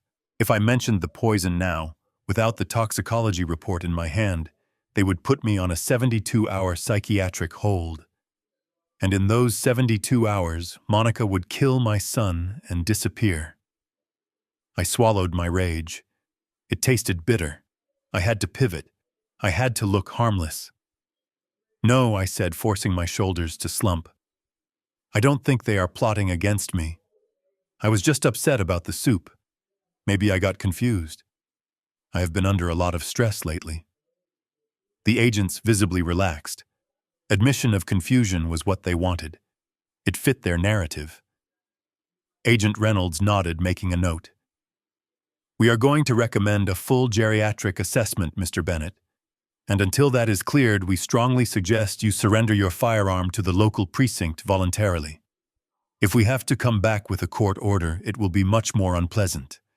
And Mr. Bennett, you are to stay away from your son's house. If you go there again, Monica will file for a restraining order, and based on this interview, she will get it. They handed me a yellow carbon copy of the report and walked back to their car. I watched them drive away, feeling a cold dread settle in my stomach. I was officially on the radar. I was marked. If I went near that house, I would be arrested. Monica had built a legal wall around her kill zone, but she made one mistake. She thought taking away my gun and my credibility would stop me. She didn't know I wasn't fighting this battle with bullets anymore. I was fighting it with the truth, and I had one phone call left to make. Here is the detailed script for Part 17. I sat on my worn-out leather recliner staring at the phone in my lap. The agents had left 10 minutes ago, but the threat hung in the air like smoke. They were going to paint me as a senile old man. They were going to strip me of my credibility so that when I finally screamed murder, no one would listen. I knew I shouldn't call. I knew Monica was probably listening, or at the very least she had coached him on what to say. But he was my son. I had to try one last time to reach the man inside the monster's grip before she took him to the lake. I dialed the number. My hands were shaking. It rang 4 times. I was about to hang up thinking she had already confiscated his phone when the line clicked open. Hello? The voice was unrecognizable. It wasn't the deep, confident baritone of the son I raised. It was thin reed-like and slurry. It sounded like he was speaking from the bottom of a well. Brandon, I said, gripping the phone tight. It is Dad. Listen to me, son. I need you to listen to me very carefully. There was a long pause. I could hear his breathing heavy and ragged. Why did you do it, Dad? The question came out like a whimper. Do what, son? I didn't do anything. Why did you hurt Lily? My heart shattered. She had gotten to him first. She had poured her poison into his ear just like she poured it into his blood. Brandon. I never touched her, I said, trying to keep the desperation out of my voice. You were there. You saw it. She spilled the soup. I was trying to help her. Monica is lying to you, son. She is trying to keep us apart. No. Brandon snapped, and for a second there was a flash of anger that cut through the drug haze. Stop it. Just stop. Monica told me everything. She told me how you grabbed her arm. She told me how you were screaming at her when I was in the bathroom. She showed me the bruised Dad. Why would she lie? She takes care of me. She is the only reason I am still alive. I felt like vomiting. She had bruised the girl herself. She had hurt her own daughter just to frame me. The evil of it was breathtaking. She is not taking care of you, Brandon, I pleaded. That blue pill, the liquid she gives you, it is not medicine. I got it tested. It is making you sick. You have to stop taking it.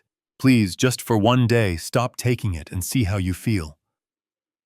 You are confused, Dad, Brandon said, and his voice was cold now, robotic. Monica said you would say that. She said your dementia is making you paranoid. She said you are jealous because I rely on her now instead of you. I am not jealous, I am terrified, I yelled, losing my composure. She is poisoning you, Brandon. Look at your hair. Look at your hands. Don't you dare, Brandon screamed, and the exertion made him cough violently. Don't you dare talk about my wife like that. She is a saint. She cleans up my vomit. She stays up all night with me. You are the toxic one. You are the one causing all this stress. He took a jagged breath. Monica was right, he whispered. We need a break. If you come near this house again, Dad, I will call the police myself. I don't want you around Lily. You are dangerous. Brandon, wait. Goodbye, Dad. The line went dead. I sat there in the silence, listening to the drone of the dial tone. I looked at the family photo on the mantelpiece taken 5 years ago, when Brandon was strong and happy. That man was gone. The thing on the phone was a puppet, and Monica held all the strings. Logic wouldn't save him. Love wouldn't save him. She had brainwashed him so thoroughly that he would defend his executioner all the way to the grave. I put the phone down. A cold calm washed over me. I was done trying to be a father. I was done trying to be reasonable. Brandon was lost. If I wanted to save him, I couldn't ask for his permission anymore. I had to kidnap him, or I had to destroy her. There were no other options left. I stood up and walked to the kitchen. I grabbed the car keys. It was time to stop playing defense. It was time to call Sarah.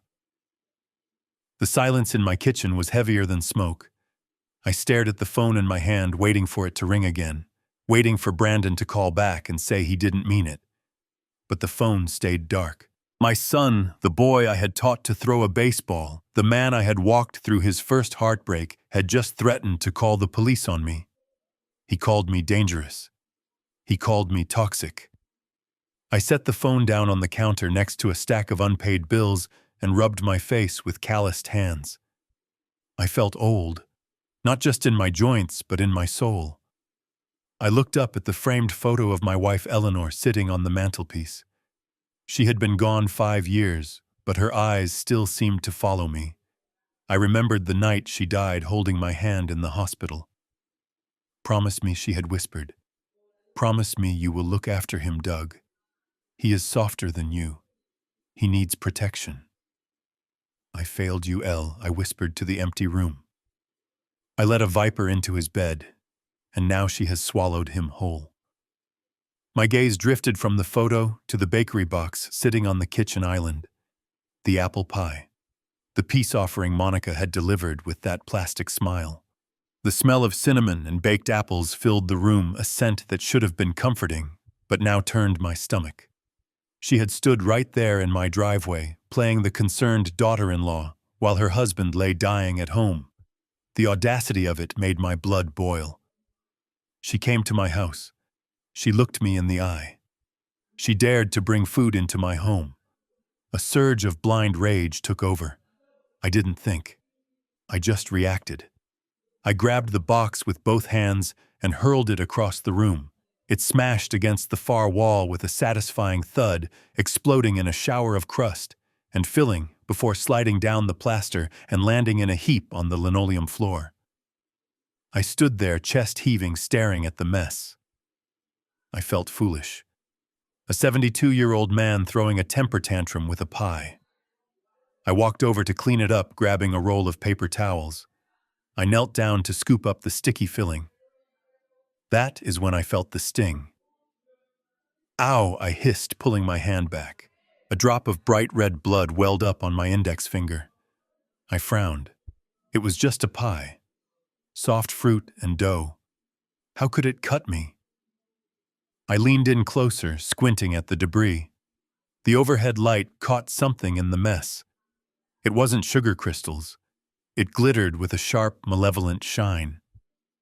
I reached out carefully and picked up a piece of the filling, pinching it between my nails. It was a shard of glass. I froze. I used the paper towel to smear the filling around. There was more. Dozens of tiny jagged fragments of crushed glass mixed perfectly into the apple filling. If I had eaten a slice, if I had swallowed this peace offering, the glass would have torn my esophagus and stomach to shreds. It would have caused internal bleeding that might have looked like an ulcer or a rupture. I sat back on my heels, staring at the deadly dessert. She hadn't just come to threaten me. She had come to take me off the board completely. She knew I was a stress eater. She knew I loved apple pie. She was counting on me eating my feelings after the visit from Adult Protective Services. I looked at the blood on my finger. It was a clean cut, a warning shot that drew real blood.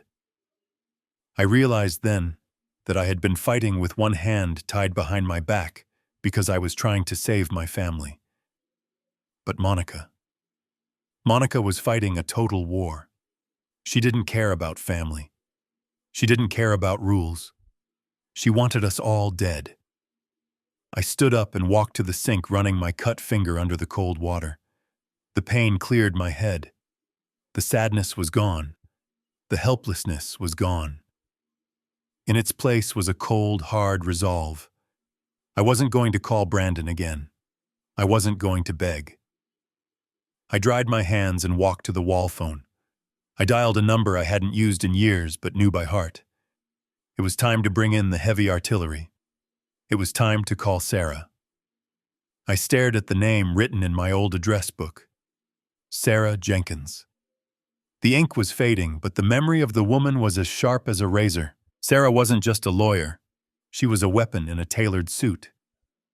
We had worked together years ago when I was chief and she was a prosecutor who specialized in arson for profit. She had a nose for fraud that was better than any accelerant-sniffing dog I had ever trained. She had left the DA's office to go private, specializing in high-stakes insurance litigation, specifically hunting down people who tried to turn homicide into a payday. I dialed the number. It was barely dawn, but I knew Sarah didn't sleep much. She answered on the second ring. Bennett. No hello, no small talk. She saw my number and she cut straight to the chase. I need help, Sarah, I said, leaning against the kitchen wall. And I need it off the books. I could hear the click of a lighter on the other end, followed by a long exhale. Sarah was the only person I knew who still smoked inside her own house. I am listening, she said. But if this is about a speeding ticket, hang up now. It is about Brandon, I said. And Monica, or whatever her real name is. I told her everything. I kept it tight and factual, just like I would in an incident report. I told her about the passports under the boat, the insurance policy with the double indemnity rider, the positive test for thallium, the glass in the apple pie, and finally, the visit from Adult Protective Services. When I finished, there was a long silence on the line. The smoke exhale was longer this time. She is good, Sarah said finally. Her voice held a grudging respect. She boxed you in, Doug. She flagged you with the state before you could flag her with the police. If you walk into a precinct now with that toxicology report and those photos, any defense attorney worth their salt will shred you. They will say you are suffering from dementia, paranoia. They will say you planted the evidence because you are jealous of your son's wife. Even if you are right, the investigation would take months. And Brandon doesn't have months. I know, I said, gripping the phone cord. That is why I called you. I can't play by the rules anymore, Sarah. The rules are going to get my son killed. So you want to play dirty? Sarah asked. I want to save him, I replied. I don't care what it takes. Good, because I have been waiting for a case like this. I could hear the sound of typing on a keyboard. Fast, aggressive typing. Here is the situation, Doug, Sarah said, her voice shifting into command mode. People like Monica are arrogant. They think they are the smartest person in the room because they have gotten away with it before. The passports you saw imply she has done this at least twice. She has a rhythm, a script, and right now she is in the final act. She is accelerating the timeline because you spooked her. That is why she tried to take you out with the pie. She is messy when she is rushed. What do we do? I asked. We don't stop her, Sarah said coldly. We let her think she is winning. We let her take him to that boat. Because the only way to beat a woman like this is to catch her when she thinks nobody is watching. I'm going to run those aliases. I am going to find the bodies she left behind in Ohio and Florida. You just make sure you are ready to move when she does. She is planning a trip, I said, remembering the conversation I overheard. The lake. Tomorrow. Then tomorrow is Judgment Day, Sarah said. Get some sleep, Doug. You are going to need it. The phone rang at exactly noon, and the sound made me jump. I had spent the last 4 hours pacing the length of my living room, staring at the rain washing down the windows and imagining my son trapped in that house with a monster. I snatched the receiver up before the second ring. It is worse than we thought, Doug. Sarah's voice was different this time. Gone was the sharp cynicism, the professional detachment. She sounded cold, hollow. She sounded like a woman who had just stared into an open grave. I am listening, I said, sinking into my armchair. I ran the names you saw on the passports, Sarah said. The computer found matches immediately. It seems our Monica, or whatever her real name is, was not very careful about covering her digital tracks. She thinks she is invisible because she moves states, but the death certificates tell a story that is impossible to ignore. I heard the rustle of papers on the other end. Let us start with Vanessa Ray. Sarah continued. 4 years ago, she was living in Dayton, Ohio. She was married to a man named Thomas Miller. He was 55 years old, a successful real estate developer. Healthy, active, loved the outdoors. Does that sound familiar? Yes, I whispered. According to the police report, Thomas had started developing strange health issues about 2 months before he died. Dizzy spells, numbness in his hands. His doctors were baffled. They treated him for stress. They treated him for vertigo. And then one weekend, Vanessa took him up to Lake Michigan for a getaway. Just the two of them on their private cabin cruiser. I closed my eyes. I knew the ending of this story before she even said it. He fell overboard, Sarah said. Vanessa told the Coast Guard he lost his balance while checking a fender. She said she tried to throw him a life ring, but he was too weak to swim. His body was found 3 days later. The coroner ruled it accidental drowning, complicated by his medical condition. She collected $2 million and left town a month later. And Chloe, I asked, feeling a sick weight in my stomach. Chloe Daniels appeared in Reno, Nevada 18 months later, Sarah said. This time she married a tech entrepreneur named David Chen, younger guy, fit, athletic. They were married for 6 months. Then David started getting sick. The shaking, the hair loss. His friends thought he was on drugs. Vanessa or Chloe took him to Lake Tahoe for their first anniversary. They rented a pontoon boat. He went into the water at sunset. She was the only witness. Same story, I said. Identical, Sarah confirmed. She claimed he had a seizure and fell in. Double indemnity clause on the insurance policy. Another $3 million. Doug, this woman is a serial killer. She has a script and she follows it to the letter. She finds a wealthy, isolated man, poisons him to make him physically helpless, and then stages a water accident to wash away the evidence. My hand was shaking so hard I could barely hold the phone. Brandon wasn't just in a bad marriage. He was in a slaughterhouse. She is doing it again, Sarah, I said, my voice cracking. She has the boat. She has the poison. She is taking him to the lake tomorrow. Then we don't have time for warrants. Sarah said, her voice snapping back to that sharp command tone. If she takes him out on that water, he is never coming back. We have to stop the cycle. I am sending these files to your email. Print them out. But Doug, do not go to the police yet. They will move too slow. You need to get to that lake. I hung up the phone.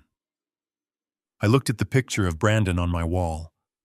He was smiling, unaware that he was just the latest character in a tragedy that had already played out twice before. Monica wasn't a wife. She was a black widow who had turned murder into a franchise. and she was about to close her third deal. Not if I had anything to say about it. I grabbed my coat. I wasn't waiting for the police. I was going hunting. I did not just sit by the phone and wait for Sarah to send me the files. I had been playing this game longer than Monica realized. When she had come to my house earlier that morning with her poisoned apple pie and her veiled threats, I had done something she didn't see. As she turned to open her car door gloating about her victory, I had stumbled slightly against the back of her Range Rover. To her, it looked like a clumsy old man losing his balance. But in reality, my hand had slipped under the rear bumper and attached a magnetic GPS tracker to the frame. It was a leftover piece of gear from my arson investigation days, a tool I kept charged for emergencies. And this was the biggest emergency of my life. Now I sat at my kitchen table watching the little red dot on my tablet screen move across the digital map of Seattle. She wasn't heading home. She wasn't going to the pharmacy or the grocery store. The dot was moving east, crossing the bridge towards the far side of Lake Washington. I zoomed in on the map. She was heading away from the populated, wealthy neighborhoods where they lived. She was driving into the jagged coastline near the Renton municipal limits, an area full of old industrial warehouses and forgotten boat launches. The dot finally stopped at a place called Shadow Creek Marina. I knew that place. It wasn't a marina for luxury yachts like Brandon's Mastercraft. It was a graveyard for rusted fishing trawlers and abandoned skiffs. It was secluded, unlit, and miles away from the nearest Coast Guard station. It was the kind of place you went if you didn't want to be seen. I watched the dot sit there for 20 minutes. She was likely prepping the boat or meeting someone. Or maybe she was just checking the depth of the water. While she was stationary, I opened a second window on my tablet and pulled up the NOAA marine weather forecast for the next 24 hours. The screen was a wall of red warnings. A low-pressure system was moving in from the Pacific. Heavy rain, winds gusting up to 40 knots. Small craft advisory in effect starting tomorrow afternoon at 3 o'clock. The pieces clicked together with a terrifying precision. She wasn't just taking him for a boat ride. She was taking him into a storm.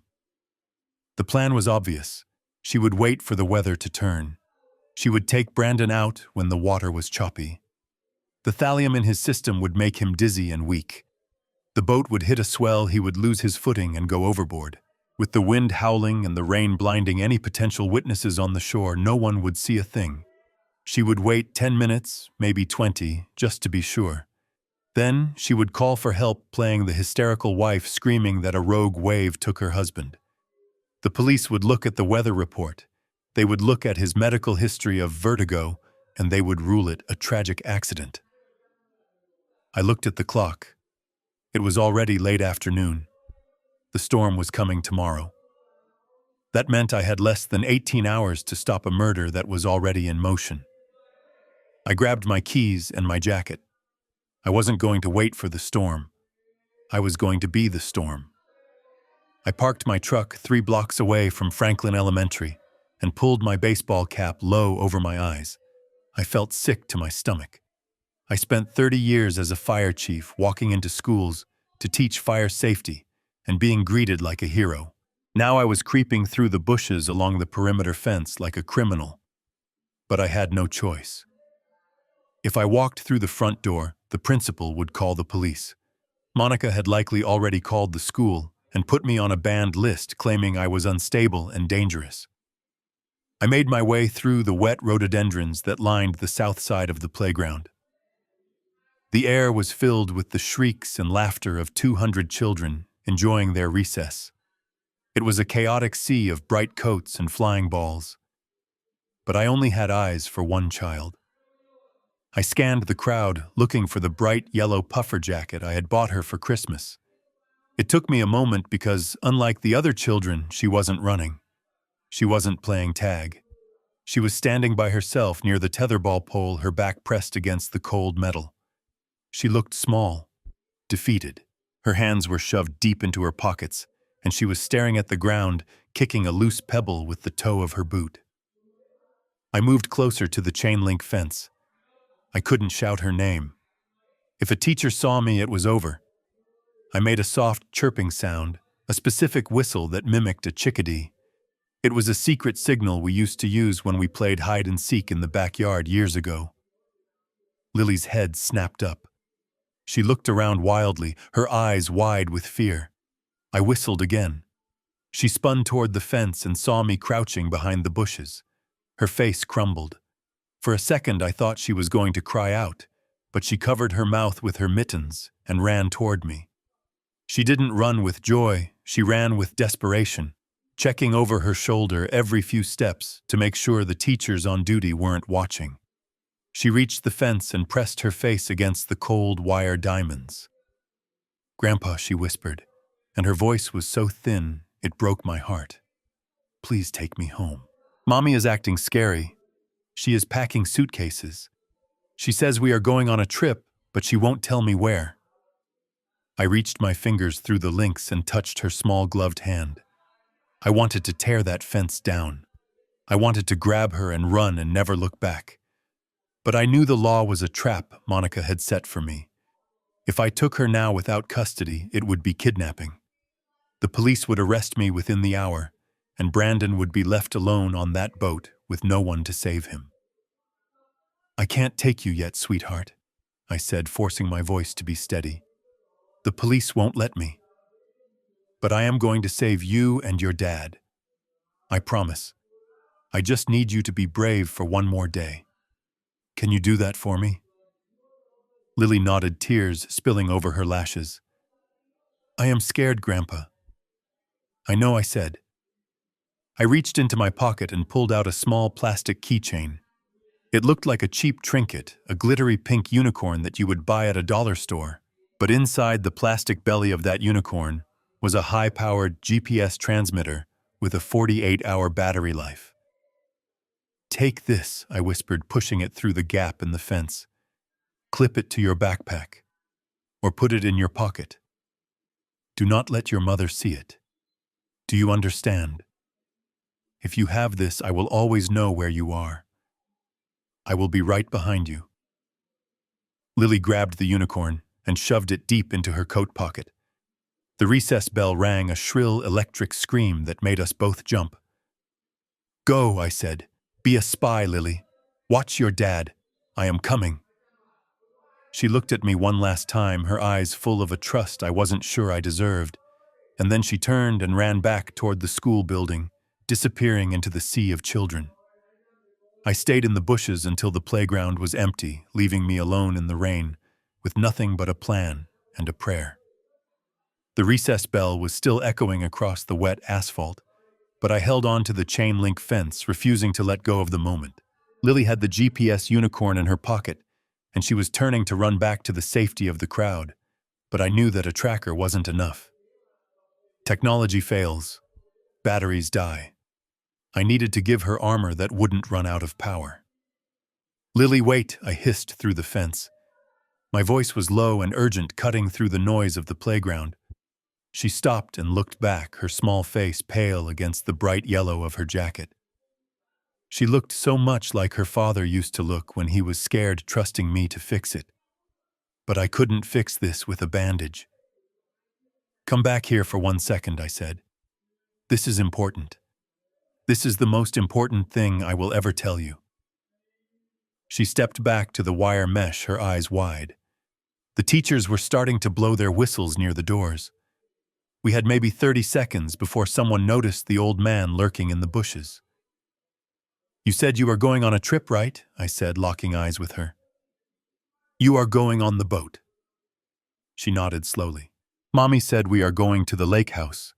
She packed the big cooler. The cooler. The poison. My stomach tightened. "Listen to me, Lily," I said, and I made my voice hard, not mean but serious, the way I used to talk to rookie firefighters before they entered a burning building. "We are going to play a game, a secret spy game. Just you and me." "Okay." She nodded again. "Rule number 1, I said. As soon as you get on that boat, you put on your life jacket. The orange one with the whistle. You put it on and you zip it up tight. If Mommy tells you to take it off because it is hot, you say no. You say you are cold. You keep it on no matter what. Do you promise me? I promise, she whispered. Rule number 2. I continued, and this was the hardest part. I had to terrify her to save her. Do not eat or drink anything Mommy gives you tomorrow. Nothing from the cooler. Not a juice box. Not a water bottle. Not a cookie.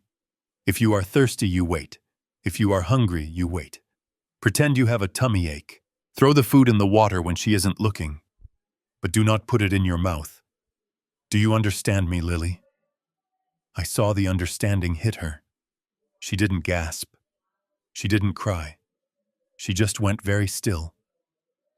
A 10-year-old shouldn't have to know that her mother is a monster, but innocence was a luxury she couldn't afford anymore. Is Daddy going to drink it? She asked, her voice trembling. I am going to stop her before that happens, and I said, gripping the cold metal fence until my fingers ached. But I need you to stay safe so I don't have to worry about you. Can you do that? Can you be a soldier for Grandpa? Yes, she said. She wiped her nose with her mitten. She looked older suddenly. The fear was still there, but there was a steeliness behind it now. She wasn't just a victim anymore. She was my partner.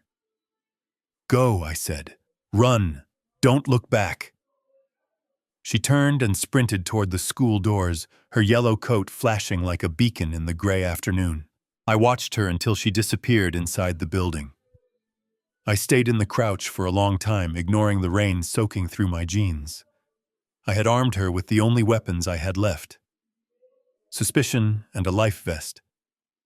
Now it was up to me to make sure she didn't have to use them. The rain was falling in sheets now, a relentless freezing downpour that turned the driveway into a river. It was 3 a.m, the dead hour when even the insomniacs have given up and gone to bed. I parked my truck a mile away and walked the distance, the cold water soaking through my jacket, but I didn't feel it. I was running on a fuel of pure adrenaline and rage. I wasn't just a grandfather anymore. I was a mechanic on a mission to dismantle a murder weapon. I slipped through the side door of the garage again. The lock yielded easily to my shim, as if the house itself wanted me to come in. Inside, the air was still and cold, smelling of rubber and gasoline. The Mastercraft sat on its trailer, a sleeping beast shrouded in its gray canvas cover. Last time I had been under it, terrified and searching for answers. Tonight I was going inside it armed with a socket set and a pair of heavy-duty wire cutters. I didn't turn on the lights. I worked by the thin beam of my penlight, holding it between my teeth. I unbuttoned the canvas cover at the stern and pulled myself up onto the swim platform. The boat shifted slightly on the trailer, a groan of fiberglass against metal that sounded like a scream in the silence. I froze, waiting for the lights in the house to flip on.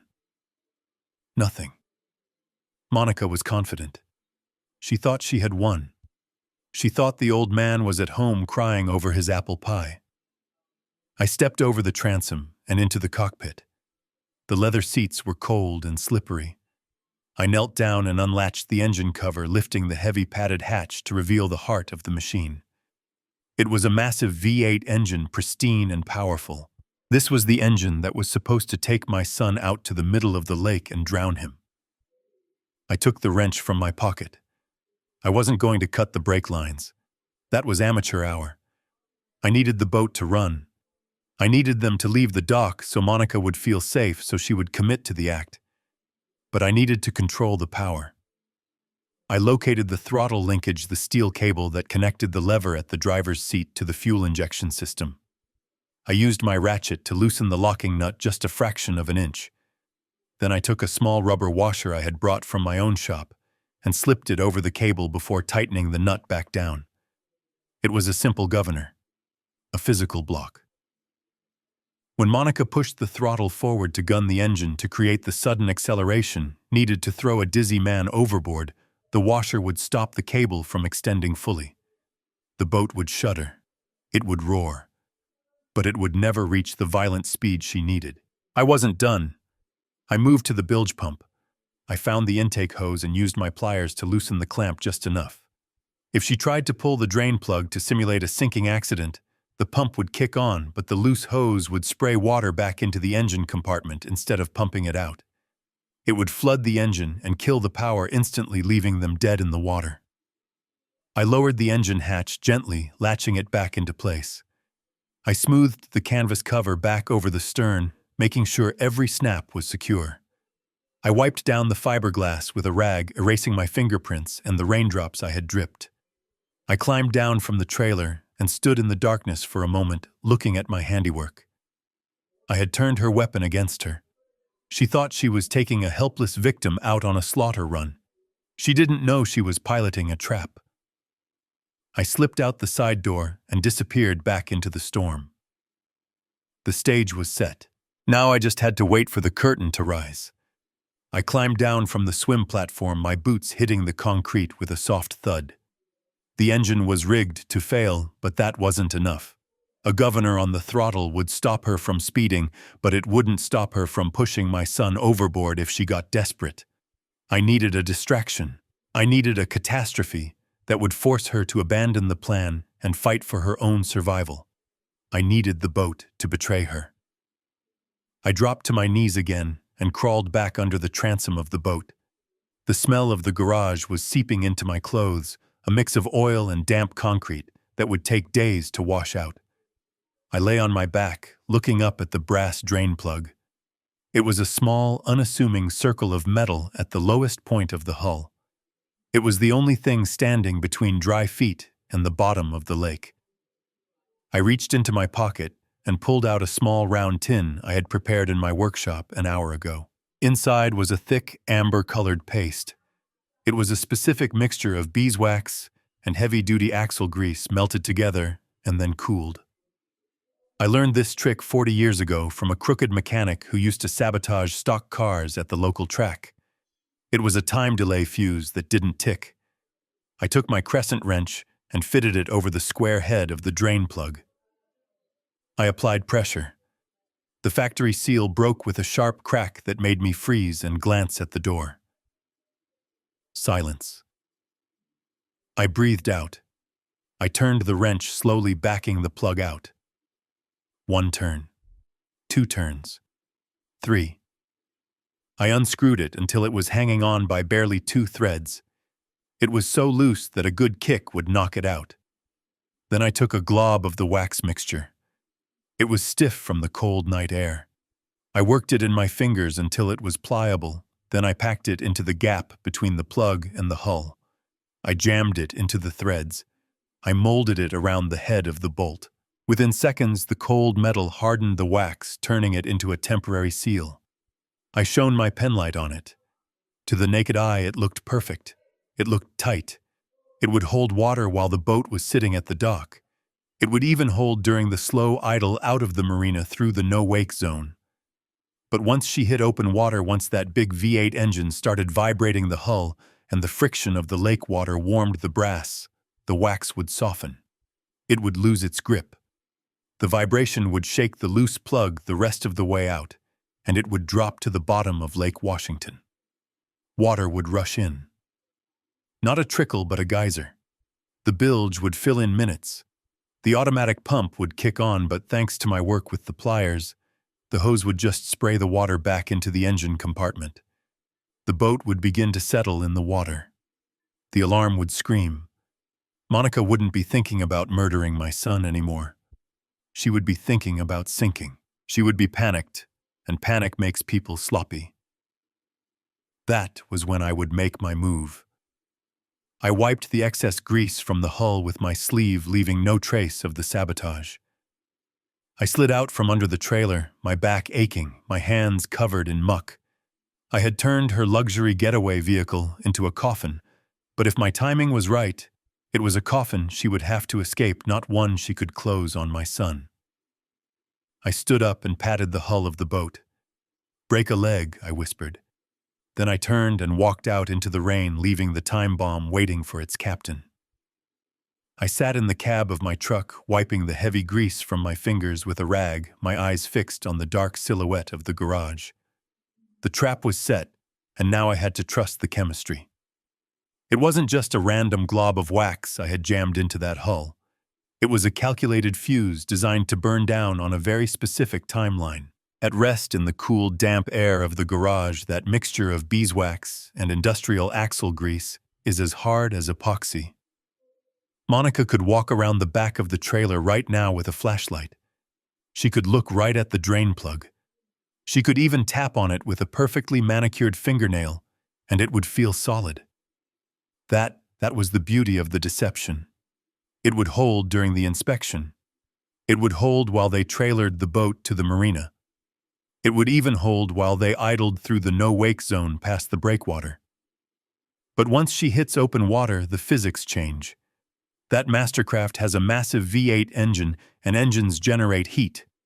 As she pushes the throttle forward to get to the middle of the lake, the vibration will start. It will hum through the fiberglass hull, shaking every bolt and screw. At the same time, the friction of the water rushing past the hull at 30 knots generates its own heat, warming the brass of the plug. It is a slow, invisible process. 5 minutes out, she will feel fine. 10 minutes out, the wax will start to soften, turning from a solid into a viscous gray sludge. It will lose its grip on the threads. Around the 15-minute mark, right when she is far enough from shore that no one can hear a scream, gravity and vibration will do the rest. The plug will simply fall out. It will vanish into the dark water of Lake Washington, leaving a 2-inch hole at the lowest point of the boat. The lake will come in instantly. It won't be a splash. It will be a relentless pressurized geyser of cold water, filling the bilge rising up to the engine block. By the time the high water alarm screams, it will be too late to plug the hole. The boat will feel heavy, sluggish. She will try to throttle up to outrun the drag, but that will just force water in faster. She is expecting a clean murder. She has rehearsed a scenario where she pushes a dizzy man overboard and makes a fake, tearful phone call. But you cannot stage a murder when you are sinking. When that water rises, panic will override her plan. She will have to choose between killing my son and saving her own life. And I know exactly who a narcissist like Monica will choose. She will be too busy fighting the lake to fight me. The predator is about to become the prey, and she won't even know who bit her until it is too late. I started my truck and pulled away into the rain. The countdown had begun. The sun never really rose that morning. The sky just shifted from black to the color of a fresh bruise hanging low and heavy over the water. I was parked 300 yards away, behind a stack of rotting shipping containers, my binoculars pressed against the windshield. The rain had paused for a moment, but the air was thick with mist, the kind that dampens sound and makes the world feel small and claustrophobic. Shadow Creek Marina lived up to its name. It was a graveyard of rusted metal and rotting wood, completely abandoned on a Tuesday morning. It was the perfect place to launch a boat if you didn't want anyone to see who came back and who didn't. At 8:15 sharp, the black Range Rover crunched down the gravel access road. It looked sleek and alien against the backdrop of industrial decay.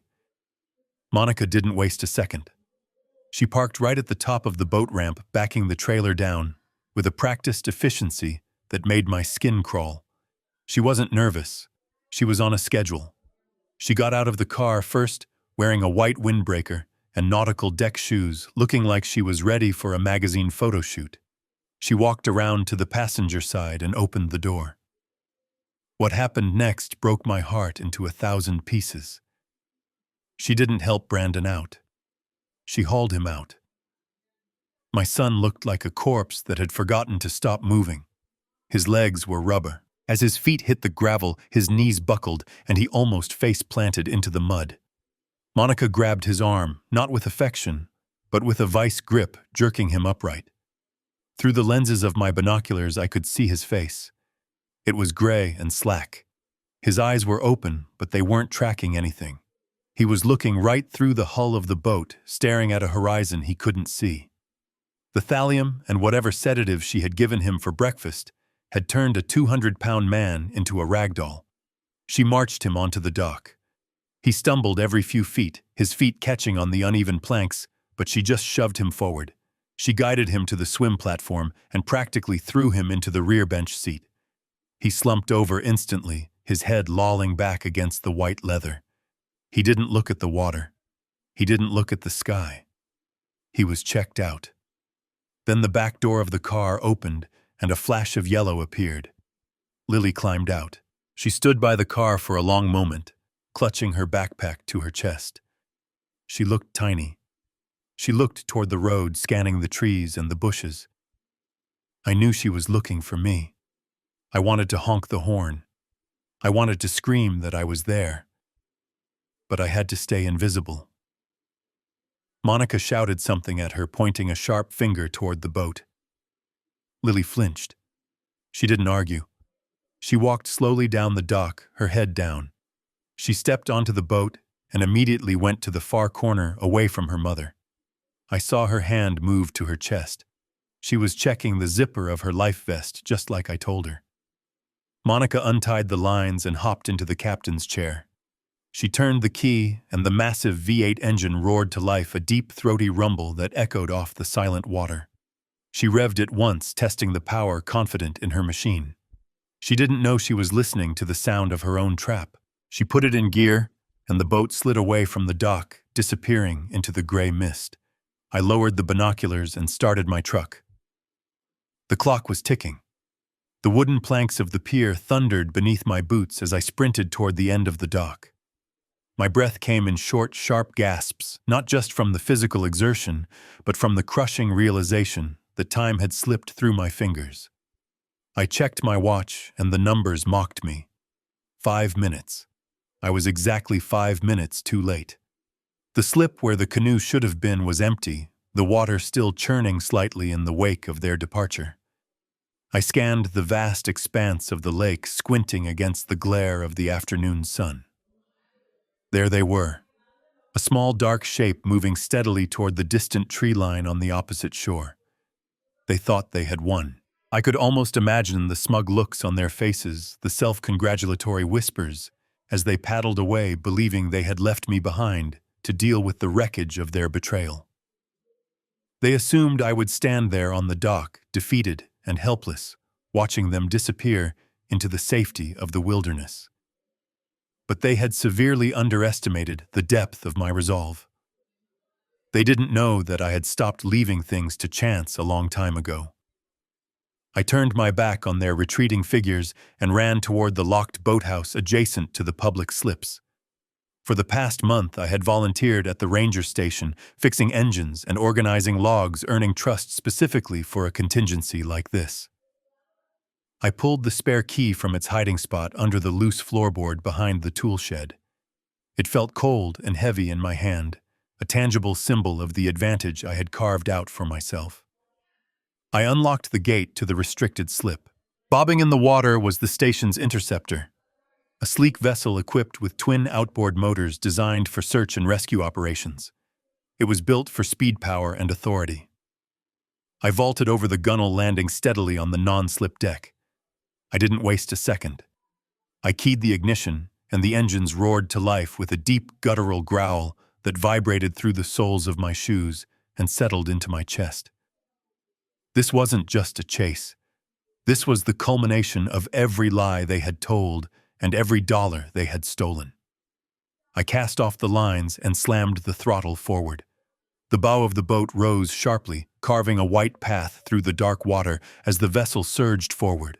The force of the acceleration pushed me back against the seat, and the wind began to whip against my face, stinging my eyes. I refused to blink. I steered the boat out of the harbor and into the open water, locking my gaze on that distant speck. The speedometer climbed, and the roar of the wind drowned out the chaotic thoughts that had plagued me for weeks. There was only the objective now. The distance between us began to close rapidly. I wasn't just a man left behind on a dock anymore. I was a force of nature, coming for what was mine. They thought the water provided them with an escape route, but they had merely trapped themselves in the open with nowhere to hide. I gripped the wheel until my knuckles turned white, whispering a promise to the wind that they would not reach that shore before I did. The engine sputtered and died, leaving us drifting in the center of the vast, indifferent lake. The silence that followed wasn't peaceful. It was suffocating. The shore was just a thin green line in the distance, too far to swim, too far to scream for help. Brandon turned to Monica, a confused smile on his face, assuming this was just a mechanical hiccup or perhaps a pause to enjoy the view. He reached down toward the storage compartment where the orange life vests were stowed. The water out here was deep and freezing, and the wind was picking up, creating choppy whitecaps that slapped against the aluminum hull. But before his fingers could graze the nylon straps, Monica's foot slammed down on the compartment lid. The sound cracked through the air like a gunshot. Brandon looked up, startled, expecting a joke. What he saw froze the blood in his veins. The woman looking back at him wasn't the loving partner who had suggested this family outing. The mask had fallen away completely. Her eyes were devoid of warmth, replaced by a cold, calculating malice that made her look like a stranger. She stood over him, her stance wide and aggressive, blocking his path to the safety gear. She told him calmly that he wouldn't be needing a life jacket. Her voice was terrifyingly steady, lacking any hint of the hysteria one might expect in a crisis. It was the voice of someone who had planned this moment down to the second. Brandon tried to stand to reason with her, asking what she was doing. He pointed to Lily, who was sitting huddled in the bow, her eyes wide with confused terror. But Monica didn't even glance at the child. Her focus was entirely on him, like a predator cornering wounded prey. Then she moved. She threw her weight violently to the starboard side. The small boat lurched sickeningly, tipping far enough that icy water poured over the gunwale, soaking Brandon's shoes. He scrambled for purchase, his hands slipping on the wet metal bench. Before he could regain his balance, she threw her weight back the other way. The boat rocked wildly, pitching and rolling in a chaotic rhythm, designed to disorient and dislodge him. Lily screamed. It was a high, piercing sound that tore through the open air, a plea for her mother to stop. She clung to the sides of the boat, her small knuckles turning white, tears streaming down her face. She begged Monica to sit down, terrified that they would all capsize. But Monica was deaf to her cries. She continued to rock the vessel with manic strength, her eyes locked on Brandon, with a look of pure hatred. Brandon fell to his knees, gripping the seat, trying to lower his center of gravity. He shouted at her to stop, warning her that she would kill them all. Monica just laughed, a dry, humorless sound. She said that was the point, or at least that was the point for him. She knew he couldn't swim well, not in these clothes, not in this water. She was counting on the panic to do the rest of the work for her. Every violent sway of the boat was a statement she was done pretending, and she was done with him. The water swirled around his ankles, cold and dark, waiting to claim him, while the person who was supposed to protect him did everything in her power to send him into the depths. The gap between our vessels had shrunk to less than 50 yards. I could see the frantic vibrations of their hull as she pushed that small recreational engine beyond its limits. Smoke was beginning to puff from her exhaust, a dark gray signal of mechanical distress, but she didn't care. The interceptor beneath me cut through her wake with brutal efficiency, the twin outboards humming with a power she couldn't hope to match. I wasn't just chasing a criminal anymore, I was hunting down the nightmare that had plagued my family. I could see Brandon slumped on the floorboards, holding on to Lily, both of them tossed around like rag dolls as the boat skipped violently over the chop. I reached for the Hailer microphone clipped to the console. The plastic felt hard and cold in my grip. This was the moment to deploy the weapon I had been saving, the one piece of information that would shatter her composure completely. I didn't fire a warning shot. I fired the truth. I pressed the button, and my voice boomed across the open water, amplified to a deafening volume that drowned out the wind and the engines. Vanessa. I didn't call her Monica. I didn't use the name she had worn like a costume to infiltrate our lives. I used the name of the woman wanted for fraud and arson in Colorado. I saw her head snap around instantly. The reaction was visceral, involuntary. For years, she had buried Vanessa deep under layers of lies and dyed hair, believing that person was dead and gone. Hearing that name out here in the middle of nowhere stripped her naked. I didn't let up. I kept the microphone pressed to my lips, my voice echoing off the water with the authority of a judge passing sentence. I told her to look at the shoreline ahead. I lied and told her the Federal Bureau of Investigation had units moving into position at the marina and the public docks. I told her the net was closed and there was no way out. It was a calculated bluff designed to make her cut the engine and surrender, but I had underestimated her desperation. Panic is a dangerous navigator. Instead of slowing down, she did the unthinkable. She wrenched the steering wheel hard to the right, away from the safety of the approaching shore, and directly toward the open channel. She was aiming for the deep water, the route that led toward the Canadian border. The sudden turn nearly capsized them. I watched in horror as the gunwale dipped dangerously low, taking on water before the boat righted itself and surged forward again. She was abandoning the plan, abandoning logic, and running on pure animal fear. She wasn't trying to save herself anymore. She was just trying to escape the cage, even if it meant driving straight into oblivion. The engine of her boat whined in a high-pitched scream as she forced it toward the horizon, choosing the deadly uncertainty of the open lake over the certainty of handcuffs. The engine screamed one final agonizing note before the inevitable happened.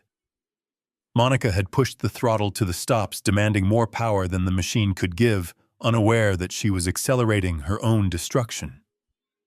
Deep inside the engine block, the intense heat did exactly what I had calculated it would do. The wax seals, which I had carefully applied to the intake manifolds during my night at the station, turned to liquid. They did not just fail, they vanished. One moment the boat was cutting through the waves, and the next, the cooling system was overwhelmed by a torrent of lake water rushing into the hot crankcase. There was a violent hiss of steam, followed by a sickening metallic crunch that sounded like a bone breaking. The boat did not just coast to a halt. It stopped dead, the momentum throwing everyone forward. The stern, weighed down by the flooded engine compartment, began to squat low in the water. This was not a slow leak. It was a catastrophic breach. The lake poured in over the transom, cold and relentless, claiming the vessel in seconds. Monica did not scream. She did not reach for the child she had endangered or the husband she had betrayed. Her survival instinct was singular and selfish. She looked at the rising water, then at the distant shore, and made her choice. She scrambled up onto the gunwale, kicking off her high heels.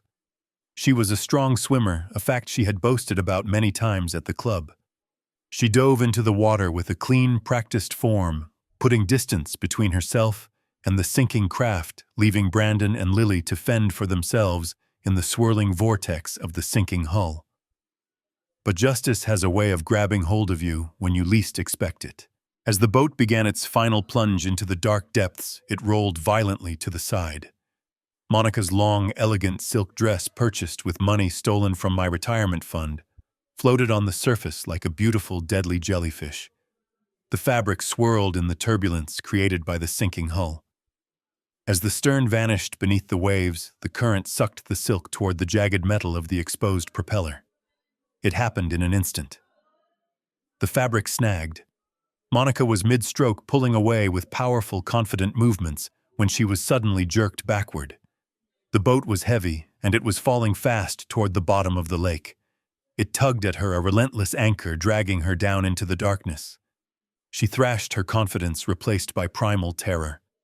She clawed at the water, gasping for air, but the silk held fast. The very symbol of the wealth she had coveted had become the chain that bound her to the wreckage. I watched from the interceptor as the water churned one last time, a swirl of white foam and dark fabric before the lake smoothed over, swallowing the boat, and the woman who had piloted it, leaving only silence and two bobbing heads on the surface.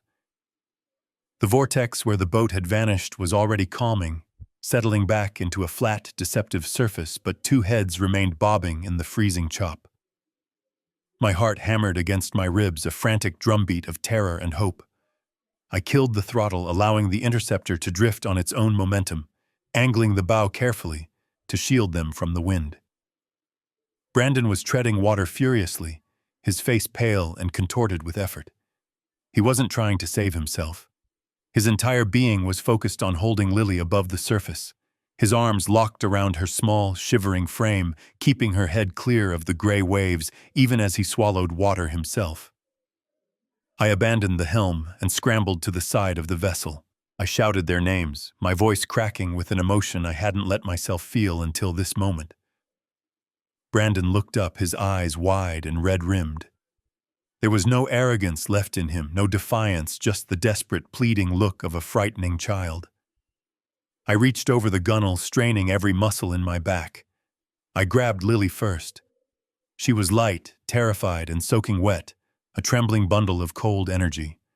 I hauled her over the rail, and she collapsed onto the deck, coughing and gasping, clinging to my leg, as if I were the only solid thing left in the universe. Then I turned back for my son. He was fading fast, the cold water sapping his strength. I grabbed his wrist, his skin icy to the touch, and he gripped my forearm with a desperation that bridged the years of silence and misunderstanding between us. With a heave that roared from the depths of my lungs, I pulled him up. He tumbled onto the non-slip floorboards, coughing up lake water, shivering violently. I didn't say a word. I just grabbed the emergency blankets from the storage locker and threw them over both of them, pulling them into a tight embrace. For the first time in years, I wasn't holding a disappointment, I was holding my family. The moment of intimacy was shattered by a cacophony of sound. From the marina and the surrounding inlets, the cavalry arrived. The roar of high-powered engines filled the air as 3 harbor patrol boats converged on our position, their sirens wailing a piercing song of justice. Red and blue lights flashed against the darkening sky, reflecting frantically off the water. They weren't coming for us. They sped past my drifting boat, their wakes rocking us gently, and formed a tight circle around a spot 50 yards away. There, struggling in the water, was Monica. She had somehow managed to free herself from the wreckage, perhaps tearing the expensive dress that had nearly been her shroud. But she was exhausted, her movements sluggish and frantic. She wasn't swimming toward safety anymore. She was treading water in the center of a spotlight beam, blinded and surrounded. The officers on the patrol boats stood on their decks with hooks and life preservers, their stances unyielding. A loudspeaker crackled, commanding her to stop moving and keep her hands visible. The woman who had manipulated, controlled, and terrorized my family was reduced to a small, wet figure, bobbing in the vastness of the lake, completely at the mercy of the law she had thought she could outsmart. I watched as she stopped fighting, her shoulders slumping in defeat as the circle closed in around her. The nightmare wasn't just over. It was being handcuffed and hauled away, leaving us alone to breathe the clean air of survival. The hospital waiting room was a stark contrast to the wild turbulence of the lake.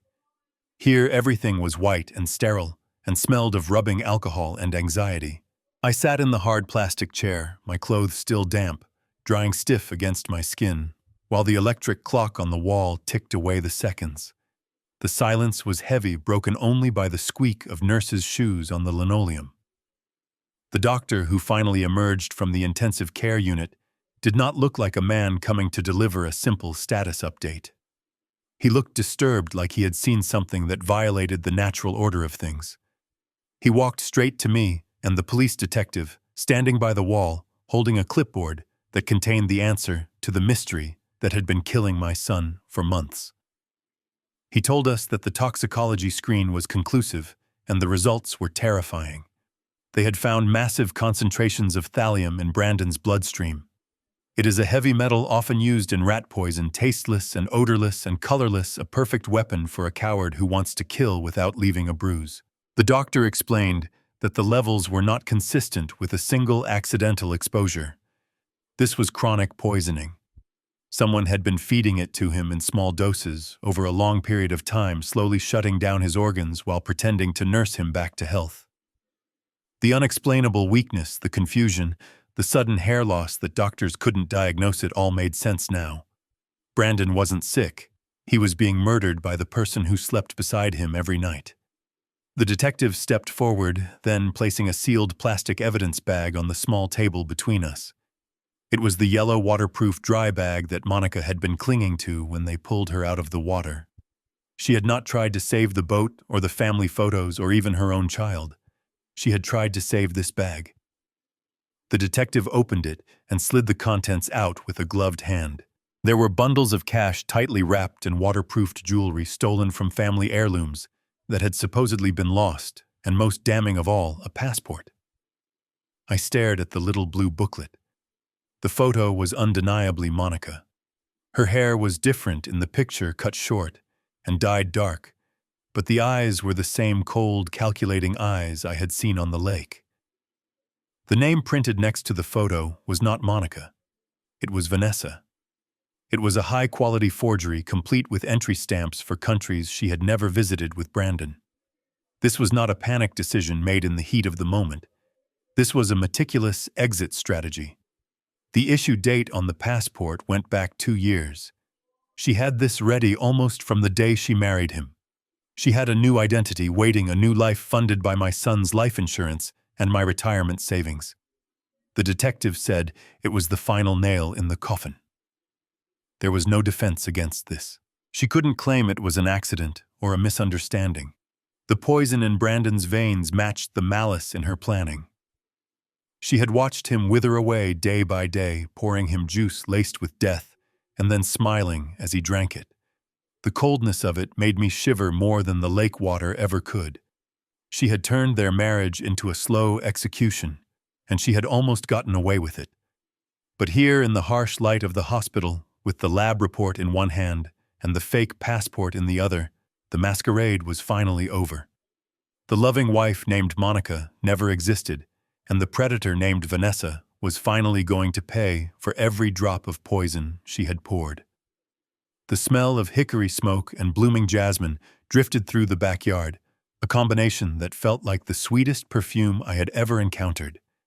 It had been 6 months since the nightmare on the lake, 6 months since the sirens faded and the lawyers took over.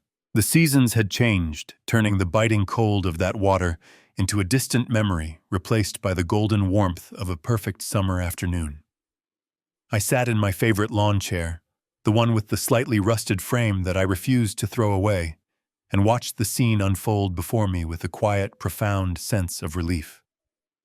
Brandon stood by the grill flipping burgers with a dexterity that would have been impossible half a year ago. The terrifying gray pallor that had haunted his skin for months was gone, replaced by a healthy, sun-kissed flush. He had gained weight, his shoulders filling out his shirt again, looking less like a ghost and more like the son I had raised. He wasn't fully healed yet, perhaps he never would be completely, as the scars of betrayal run deeper than the damage from the poison. But he was standing on his own 2 feet. He was laughing at something Lily said, a genuine deep sound that I hadn't heard in years. Lily was chasing a butterfly near the hydrangeas, her small legs pumping furiously, her laughter ringing out clear and unburdened. She didn't ask about her mother anymore. Children possess a terrifyingly resilient wisdom. They know instinctively when a shadow has been lifted from their lives. She knew she was safe, and that was all that mattered. I took a deep breath, letting the air fill my lungs. People often talk about forgiveness as the ultimate virtue, but sitting there I realized they are often wrong. Sometimes the most virtuous thing a man can do is perform surgery. When a body is invaded by cancer, you don't negotiate with the tumor. You don't ask it to be kind. You don't hope that if you love it enough, it will stop killing you. You cut it out. You have to be cold, precise, and absolutely merciless. That is what I had done. I had identified the rot that was eating my family from the inside out, and I had removed it. There were moments in the dark of the night when I wondered if I had been too hard, but then I would remember the toxicology reports. I would remember the fake passport and the cold calculation in her eyes as she shoved her own child aside to save a bag of cash. No, I had not been too hard. I had been exactly as hard as necessary to ensure survival. We were a smaller family now. The table had one less setting, but the air was cleaner. The food tasted better. We weren't walking on eggshells anymore, afraid of waking a monster disguised as a wife. Brandon called out that the burgers were ready, snapping me out of my thoughts. I nodded, reaching down to the small cooler beside my feet. I fished out a beer, the aluminum can sweating in the heat. I cracked it open, the sharp hiss cutting through the afternoon buzz like a punctuation mark at the end of a long, difficult sentence. I took a long, cold sip, feeling the liquid wash away the last lingering dust of the battle. I leaned back, closing my eyes for just a second, feeling the sun on my face. I smiled.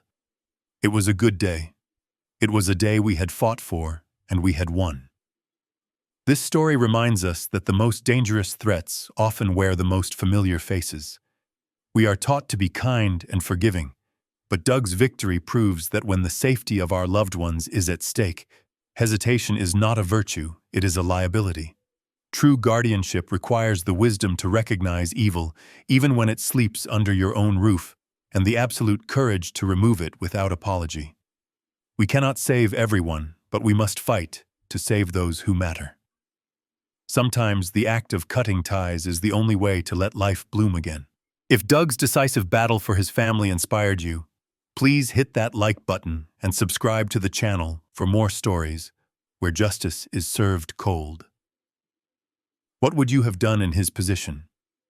Would you have waited for the police or taken matters into your own hands? Let me know your thoughts in the comments below. See you in the next story.